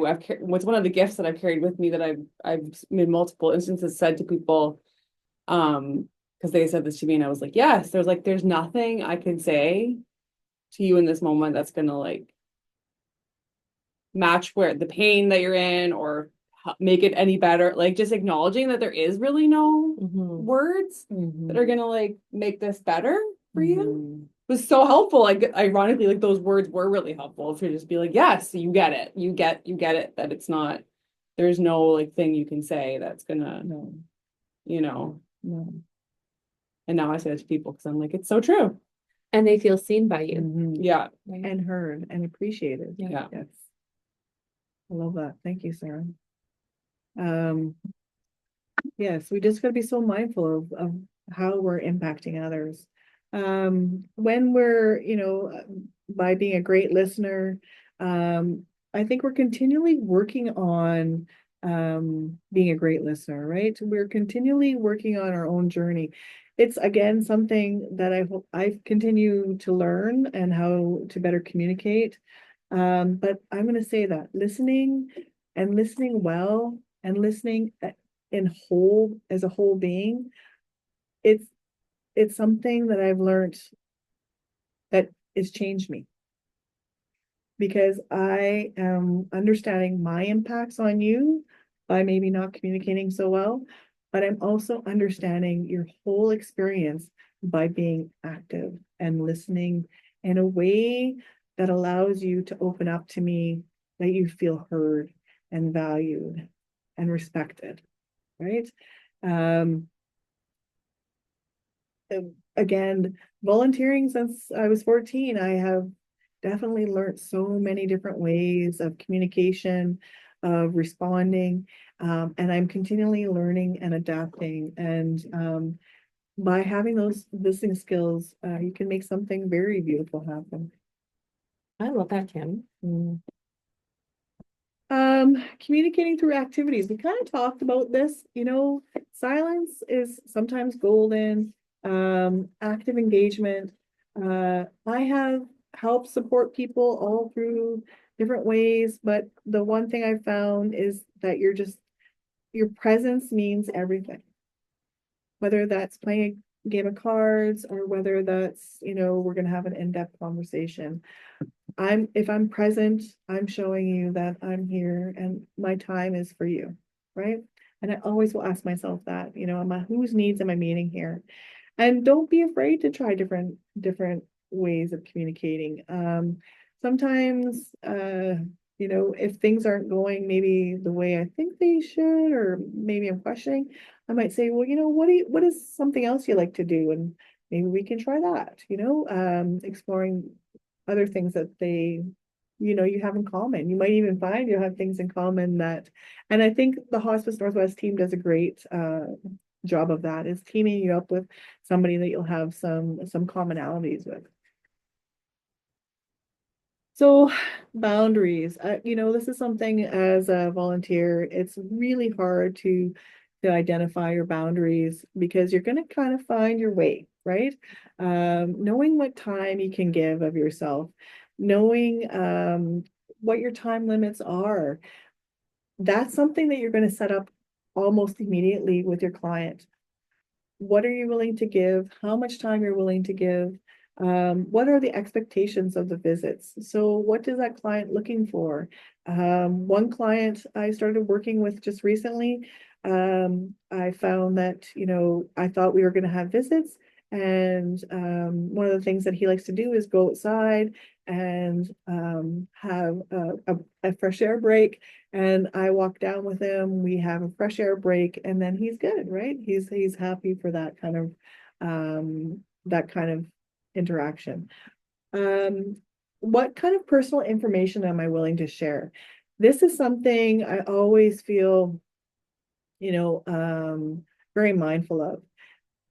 Again, whose needs are you meeting, right? So if I'm sharing everything about my own personal life and I don't know anything about you, I might have some questions, right? So as a volunteer, if your client knows more about you than you know about them, I'm always mindful of that.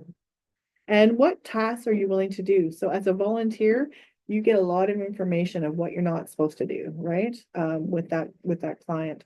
Being mindful of, what you can and can't do. For one client that I was seeing for a long time, that client that we talked about where we did a lot of fishing conversations, one of the big things was at the end of our relationship, he wanted to give me a whole bunch of fishing tackle. He said, I will not use this fishing tackle anymore. I don't have any family to give it to. I would like to give it to you. Oh. And as much as it killed me, I Aw. couldn't take it. And he, he wanted to give it to me so bad. And at the end of that and saying, this is as my role, I'm here to help support you and not to take any gifts. And one of the biggest things I feel like I know he wanted to give it to me, but he really respected that I didn't take it at the same sense. So he knew that I was there for the only reason I was there was to be a companion for him. Yeah. That's a beautiful example. People often feel overwhelmed, and giving is their love language and how they show appreciation. And they could feel powerless to express the impact you're having otherwise. But their words and your time it's just absolutely everything. Does anyone have any questions about this slide before we move on? Because there could be a lot to talk about here if anybody wants to elaborate on any of these points.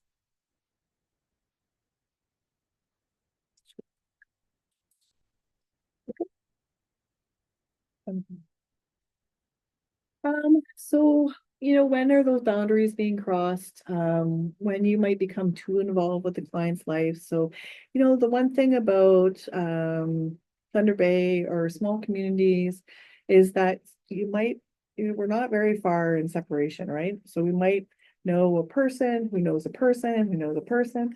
So we always want to be mindful of, again, how much are we sharing with that person? If their life becomes almost intrinsic and we're thinking about it all the time, we want to, maybe do something else that, could help support them, but we haven't talked to Melissa about it. We might want to be mindful of that. We want to be mindful of how much we're sharing in time and our energy. Spending all your time invested Even, when we're thinking about their healthcare, I'm gonna advocate for you. I'm gonna, start, becoming involved with the doctors. Again, how much of your role as a volunteer is, you gotta be mindful of that, right? Are we talking to the family if there's a concern? Are we, reaching out to Hospice Northwest? Those questions that I might ask myself before I share with that person. So if I've shared too much, right? I always am mindful of, is what I'm saying relevant to this conversation, right? Is that language that I'm using relevant to the individual I'm communicating with? Whose needs am I meeting by sharing this information? And am I comfortable sharing this? I've had clients ask me questions about, say, family, knowing that I have a large family. My last name is very, very identifiable. There's not a lot of us out there. So, they might say, are you connected to this person or that person? And how much of this information is going to be received? So how much am I telling them that they don't need to know? Right? So always being mindful of how much am I sharing, when am I sharing it, and does it need to be shared? Asking for help, right? Sometimes watching other people and experiencing their end of life journey can be very impactful on us. And we need to be mindful of, do I ever feel unsafe, or do, I feel disrespected? One of the things as a volunteer is we want to ensure your safety, right? So your emotional safety as well as your physical safety. So if I am being, overwhelmed and maybe impacted by a conversation I've had with a client, I might want to reach out to Melissa and say, I might need maybe some support on this. Can you maybe help me? And she's going to make sure that you're connected with whoever that might be, or she's going to listen to what you need to say. And is there those environmental factors around your physical safety that we need to be mindful of? I think of one client in particular that I go support, even just sometimes walking into the building might be a concern. That's where I'm going to make sure that Melissa knows I don't feel comfortable going to see that client. Maybe we can have a phone call as opposed to an in-person visit. That's okay, right? We want to make sure and always make sure your physical and your emotional well-being is taken care of. If I'm being overwhelmed, make sure that you gather any information that you're concerned about, that you might want to contact the family, like Melissa said, and that you're reaching out to Hospice Northwest again, to get the support that you need as well. We want to make sure we're making sure that you're cared for through your emotional and your physical well-being as well. If I could just quickly add, so this last bullet here has make referrals for service and additional resources. This is, of course, not something you have the expectation of doing. We do compassionate support very well. It's what we prepare you to do, and that will be all that you're doing. But if you do assess in your interaction with somebody, they could benefit from perhaps a little bit more support in another area, let us know, because we work very hard to have relationships with these other agencies so that we can then better connect the people who need it. And that's not on you to do. But it is okay to let us know that that's something this family or this client needs help with. Yes. So some of those special considerations, does the person need maybe some audio or visual aids? You might even see through, having conversations with that client that they might need something else to help with their communication. And again, that's where you reach out. Is there language barriers? Is there something maybe maybe you're not communicating as well as you had thought you would? And again, if there's a language barrier, we have, I think, how many different languages do the volunteers speak here? In our current volunteer body, I think 14. We have the means to help support people in the way they might need to be supported. And I have found, especially in end of life, people want to go back to their language. And especially their spirituality, and that's okay. I think it's about finding what's best for that client. And that might be someone who speaks their own language. Recognizing that there's going to be a lot of family dynamics. One of the things I've seen, especially around illness, is that people will kind of come out of the woodwork, where maybe sometimes family, I see you shaking your head, yes, right? Where family sometimes comes out and there's all sorts of emotions, especially that might happen again at the time of illness, at the time of diagnosis. There's all sorts of anticipatory grief people are feeling, whether that's that person or their family and loved ones. So we want to be mindful of, maybe we see a child struggling or a parent struggling. We might want to say, are their partner even, right? If their partner struggling, what maybe supports they might need. Again, we have such a great wealth of information here, whether it's through caregivers or through grief, we can help support or find again resources for them to get that support. But just recognize that there could be a lot of different family dynamics we might be experiencing. For sure. And anytime our palliative coordinator has that understanding, that information will be shared with you. I just wanted to add to this, the top one here, audio/visual aids. We've got lots of stuff here. So we have talking readers, we have iPads, we have headsets. I think we even have some of the boards that they use in long-term List care. boards. Thank you. That have little icons for visual representations on what that client's looking for. They can select the icon and move it around the board. So if you're finding a little bit of a disconnect, hearing and sight are big ones too. Just let us know and we can talk about the ways that we can enhance your communication. Cultural considerations, sometimes depending on the client you're working with, they might want a certain ritual or ceremony or something that is important to them, maybe that they can't access. So I think of smudging, say, and for instance, in some of the long-term care homes or some of the hospitals. I'm always mindful of that should be no reason why we can't provide that. One of the things that we fought for here in this agency here is that we're able to smudge. And it's just about educating and finding out how can we make that happen. Or, providing an elder that can help support that. We do have on my team, there is a team of elders that I get to work with. They're amazing. And I've seen where they will meet the client again where they're at. If there's cognitive decline, and we're going to talk a little about dementia and how we can talk with people who have dementia. But also remembering that there could be something that's happening physically that, like Teresa said, a UTI or something else that might be happening that could be causing that cognition that we might not see on a regular basis. So we want to be mindful of that.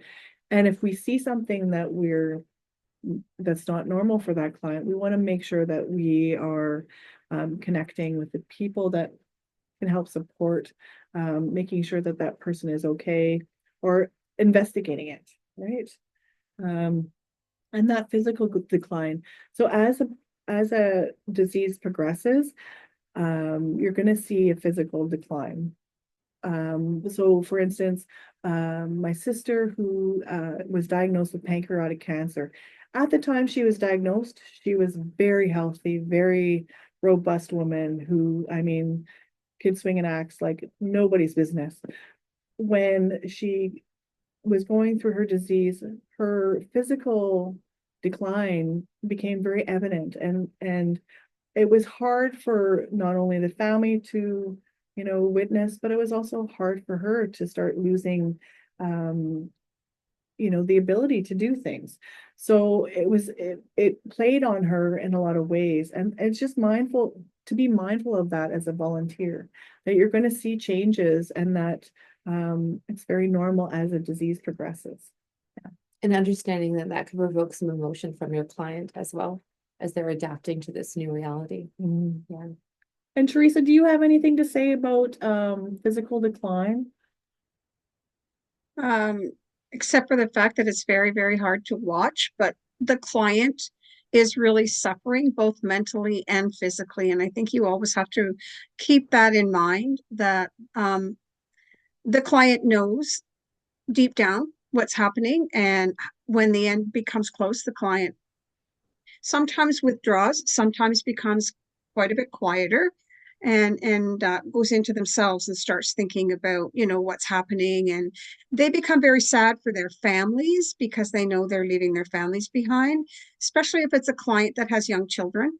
That's a very, very difficult one because they now know that those children will not be growing up with them as a parent figure. So that's a really difficult one, and one I've experienced personally where it was really, really difficult for my brother-in-law, knowing he was passing and knowing that he was leaving his children behind. It was a very sad situation. So yeah.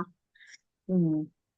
Yeah, thank you, Teresa. And I often think, you know, as a volunteer, you have the opportunity to help that person kind of explore it. So, you know, if they're, you know, if they might even say that I'm really struggling with, you know, leaving my children behind, right? There are lots of different things that you can do as a volunteer to help kind of make memory, like the legacy, right? So memory books, you can do videos, you can write stories. I've seen volunteers write stories that person wants to share with their children, or notes they want to share. One of the things I've seen people write emails and then they opened up those emails after that person's gone, but you can help them with that, right? You can help kind of do little legacy projects. Memory books, wonderful things that you can help support. It's great to help spend that time with that person. You can, you know, where they put pictures in it and talk about stories. I love that there's something that they can, and it helps that client, right? They feel like they're leaving something behind for their loved ones. Yeah, great point. I do have to say, in my brother-in-law's case, he wasn't even 40 yet when he passed. And the nurses came in wanting to do the memory book and have record his voice and all that, those things for his sons, and he would not do it. He felt very strongly that he really wanted to get better, and if he did that, he would be basically telling everyone he was going to die. So that was something that he could not bring himself to do. Yeah, and that's fair. I think understanding that not everybody's maybe in the same place, right? Mhm, exactly. Yeah. We have to Yeah, be really good. careful how we approach that. Yes. Great point, Teresa. So, living with dementia. So when we're working with clients who might be experiencing some dementia, or, you know, in advanced dementia, these are some great tips. Agree. I feel like arguing with a person who has dementia, it's like you're going nowhere with it, right? And I've seen where it can actually exaggerate behaviors where we're not able, like truth telling, right? So we want to tell the truth. For one client I've seen where his dog, he was in long-term care, he didn't have his dog anymore, and he would ask, where's my dog, right? I want to take my dog for a walk. And the staff would feel that they needed to tell him the truth. And every time they told him the truth, you're in long-term care, you don't have a dog anymore, his behaviors would escalate. Where if they would just agree, yes, you know, we're going to take your dog for a walk in about an hour. Does that work? In that hour, he's not going to remember, but he's happy in the moment, right? So you can agree with them. We're going to never argue. Divert. We want to divert their attention and not say, well, you know, this is what is happening right now, so you can't do this, right? But we can lead you somewhere else, right? And distract. We don't want to shame people. We want to reassure and not lecture. We want to reminisce. And never say remember. And this is something I've been doing. My stepmother has now is in dementia, and I often found myself saying that, well, you remember when we used to do that? And it was about just reframing how I was speaking to her, right? There was a time when we used to do this. And she'd be more appreciative. What I would say, do you remember? It would almost shut her down and she would want to get away from me. Right? Yeah. Repeating what we're saying over and over again. Never say, well, I just told you that. Right? For someone who you're working with who might have dementia, you might need to continually say it. But being mindful that, we're not saying, I told you this is what we're going to do right now. But, you can say that we're going to do this right now. We're going to do this right now. We're going to do this right now, just again and again, right? Never saying you can't, but have what they can do. So, if they want to do something that they can't do, well, we can say what they can do. So I think of one in particular who always wanted to go outside, but was in a lockdown unit, where I would say, well, what if we went and did this? And it would divert them, right? Where they didn't feel like they weren't being told they couldn't do something.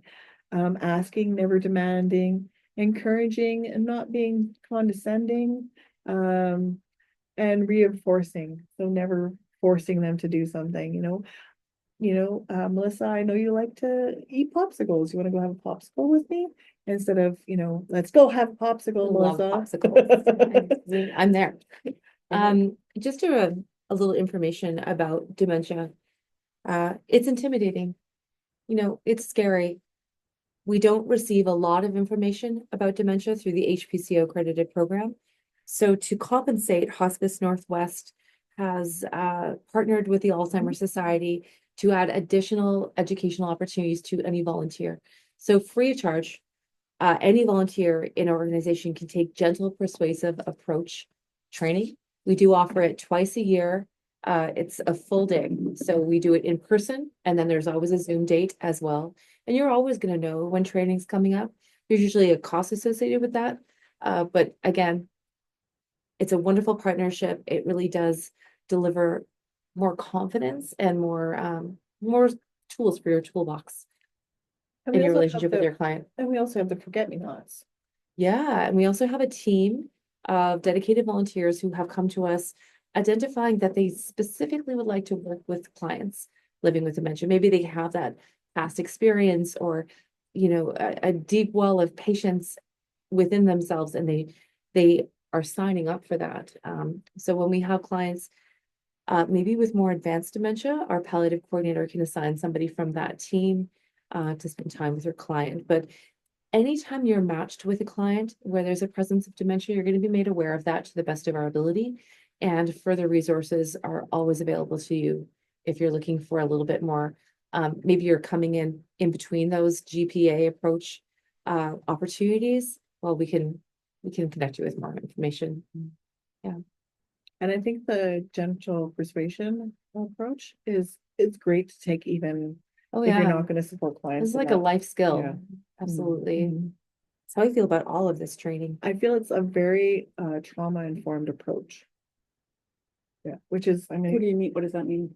well, trauma-informed approach is, just being mindful. We don't want to re-traumatize people.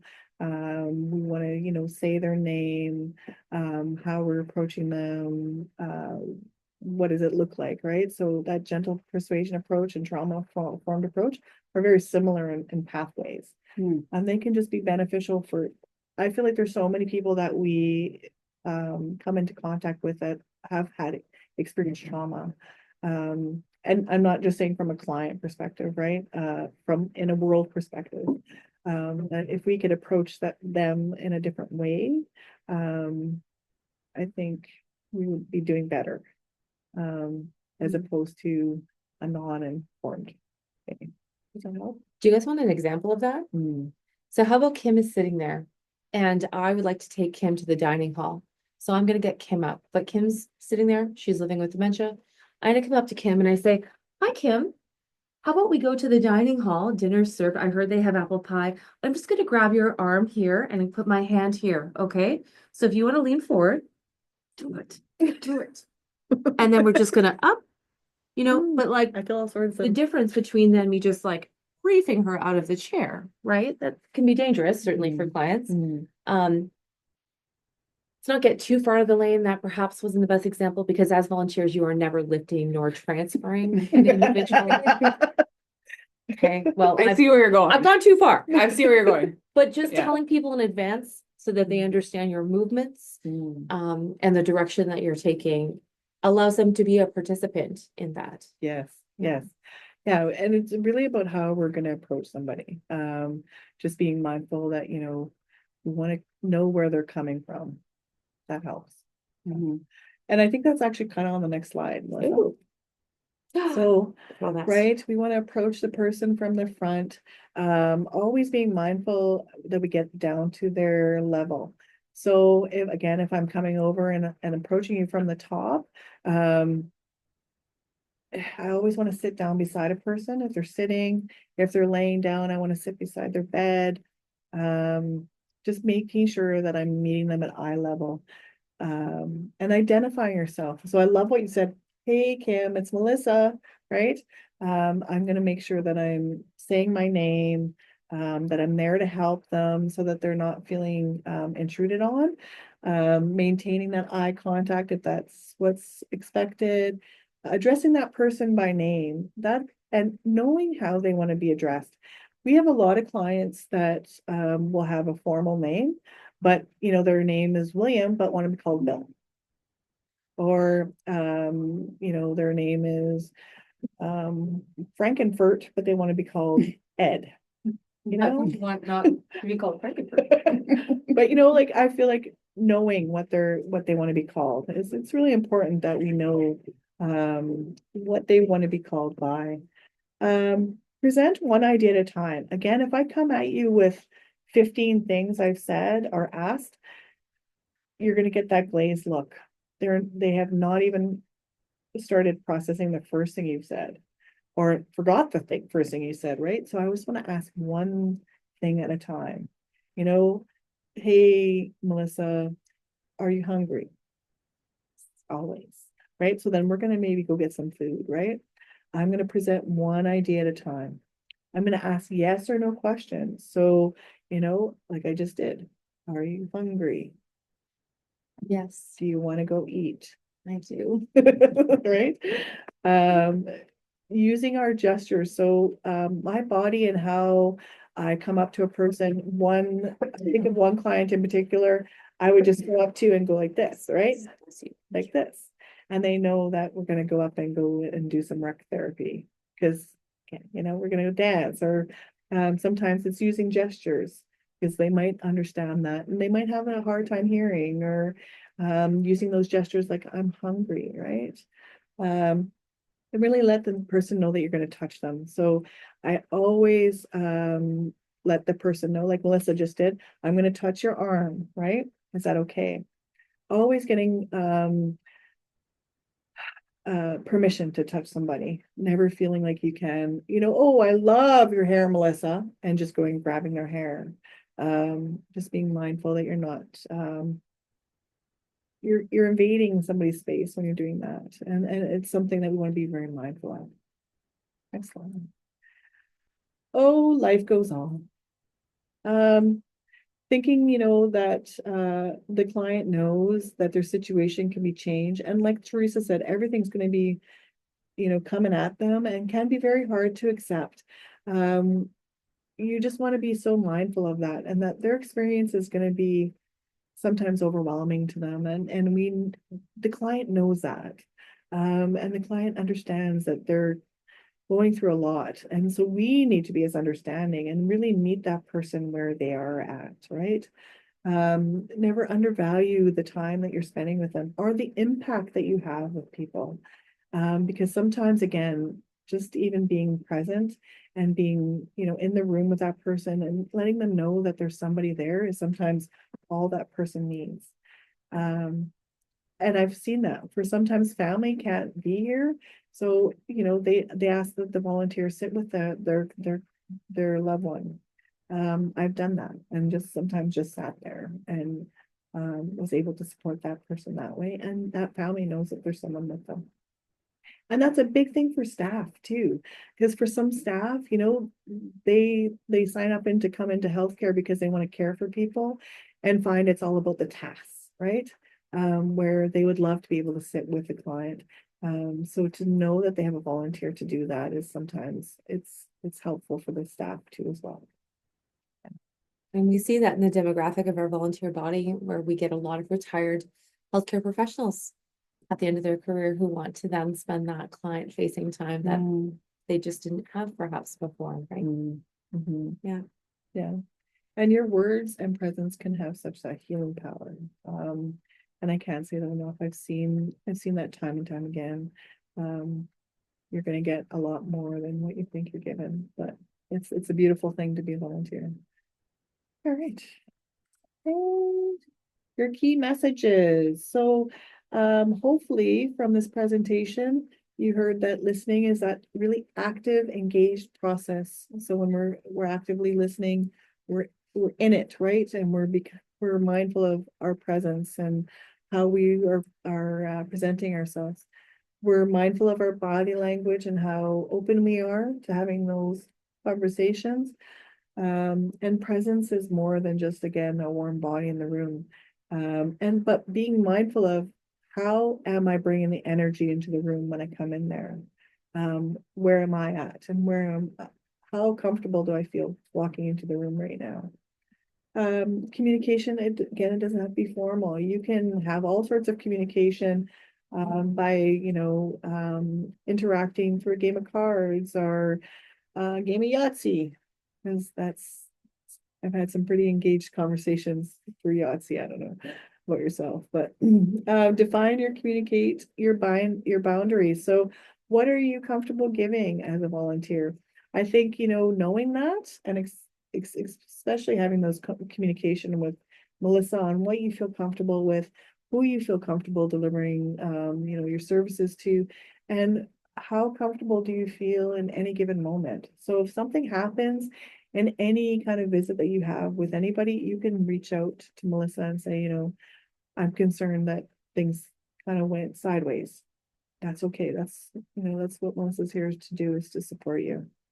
And it's okay if your preferences change. You're changing. We're all changing. This is very fluid, what your work with us looks like, and you get to set the parameters of that. I reach out fairly consistently throughout the year just to assess. Anything changing? No, your contact information is the same. Those days still work for you. Great. But it's okay if it does change too, because that's really normal. And enjoying yourself. I think that speaks volumes there. How, when you come into the volunteer role, the idea is that you're enjoying what you're doing. So if there's any concerns or anything that you're worried about, then again, reaching out to Melissa is important, or anyone on the team, because we're all here to help support you. And is there any questions that we have? Any comments, any concerns, anything that kind of came up that you're like, I don't know about that?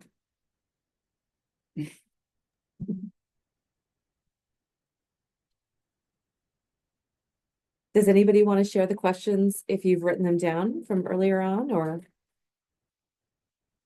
Look, I asked all my questions as we were going. Sarah, the question we talked about last week, do you feel it was addressed adequately this one? week?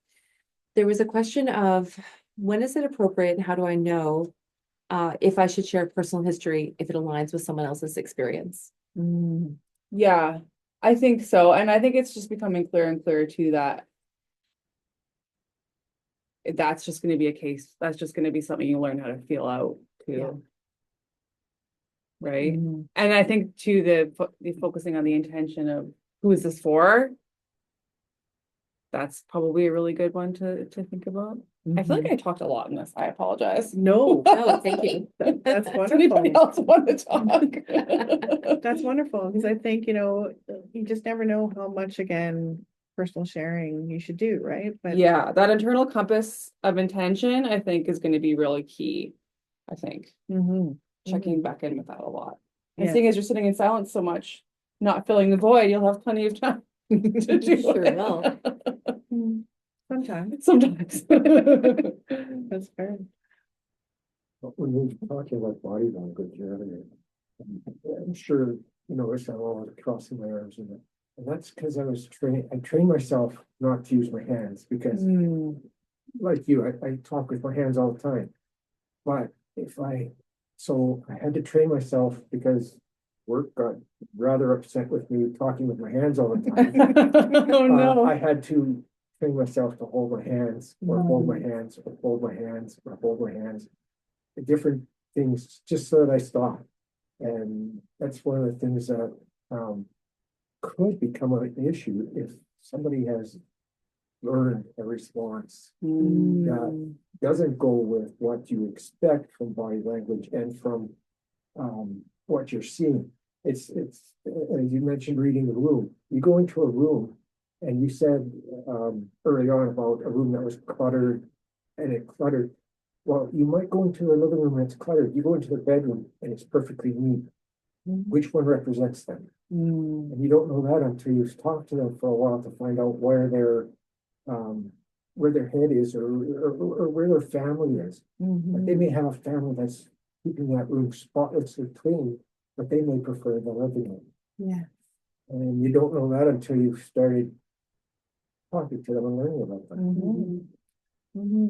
I love that, James. So even just by you sharing that, right? I can understand your body language tonight better, right? By you sharing it. And we can have those conversations where I might say, James, I see you holding your hands a lot. Is there something Yeah, that, my hand. right? Is there something that, that we might need to share or that you feel comfortable sharing with me? Yeah, Or, yeah. it's a simple explanation, but Mm. it's just the way things work. Mhm. I had one particular boss not that many years ago who really got on top of me about not answering immediately. So they would say, pose a question, and I'd answer it like that. And if I took time, they were accusing me of trying to fabricate an answer. James. So No winning. no, it was an no-win situation. And so you really, there's dynamics of communication and There's balance, right, Yeah. James? Yes, balance. and it's learning what you're gonna do. I love that. Thank you for sharing, James. Yes, we can have a way of sometimes not even knowing that we're expressing ourselves in a certain way, or being mindful that we need to answer quickly or not quickly, or right. So we're constantly thinking about how we should be communicating, but not having the conversation about it. Right. So the importance of the both, right? The communication and the conversation. How is it evolving? Yeah. Great points. Anyone else? I feel like we didn't hear from, I don't know if I'm going to say this name right. Yeah, Rue? it's me, Akshay. And no question from my side today, but I really enjoyed the presentation. And it's generally speaking, I think the concepts I learned from the session are so insightful, and especially like James said, the importance of open body language uh, ideas or concepts. That's quite new to me. The entire presentation is so insightful. Thank you. Welcome. Thank you for sharing, Akshay. Yeah. Thank you. And I think Rue, is it Rue? Yes, Rue Hi. also goes by April. Hey, April. Yeah. Hi, I'm Ray. Can you hear me? Because I'm in the library, I cannot be so loud. Oh, sorry. Oh, no, that's Yeah. fair. I'm Okay. just glad you were able to come tonight. Yeah, I have a final exam tomorrow. Oh, thank you for joining us. Oh no, thank you for your so amazing presentation. Actually, I know you mentioned that I no need to afraid of silence in the conversation, but I tried with someone. I count to 15 to keep silence. I thought it was a long time. Yeah. Did I you find that feel, to be effective? Sorry to interrupt. yeah. Pardon, please. What happened after you counted to 15? Did they respond? Just keep silence. Oh. Mm, Yeah, and I feel, it's uncomfortable for me. mm. Yeah, sometimes people just won't have anything to say, and that's okay too. I think sometimes we, again, as society, we expect a reply. Sometimes people don't have anything else to say, and that's okay. Okay, I will try that. You can, try to ask more prompting questions Yeah. after the silence. Yeah. After you've counted to 15, you might say, was there something else you wanted to say? Or is there something else you had on thoughts on what we just talked about? Yeah. Hmm. But thank you. That's a really good point, Ruth. Or sorry, April. Yeah. Hmm. I hope I can join the face-to-face meeting next week. Oh, So next week will be over Zoom again, Oh, just okay. for the reason, Yeah. and I will be sending out hopefully a more accurate email this week. Okay. Thanks for staying with us to get in today as you were looking at the inaccurate link I sent yesterday. But yes, next Thursday, cultural considerations will be over Zoom just because I'm out of town. But the final session, body mechanics, will be in the boardroom. And we do Oh, that's have good. 2 facilitators joining us here. And I mm, would encourage everybody to come if you're able. Okay. It's easier to see us give examples of properly using a wheelchair, walker, and other ambulation aids than picking it up over Zoom. I understand. Poppy in for our regional volunteers, and not everybody has the ability to come in, but I would recommend it if you're able. mm. I'd love to. Thank you so much. You're very welcome. Thank you for your time. Any questions before we let everybody go for the evening? Did we get to them all? If something comes up and you're curious, please just send me an email. I'm really happy to respond or set up a time to chat for greater detail. But as always, thank you for your time and your attention. We really appreciate you spending every Thursday evening in April with us. It's a big ask, and it's a pleasure to learn together. So look for my survey and the recording of this session. I'm going to be sending that on Monday, okay? And then also a Zoom link for Thursday's session. Okay, well, thank you, everybody, and thank you, Kim. It was wonderful. Thanks, Kim. It was great. Listening to you tonight. Yeah, Hmm. really Thanks. good. Yeah. Thanks for having me. It was wonderful.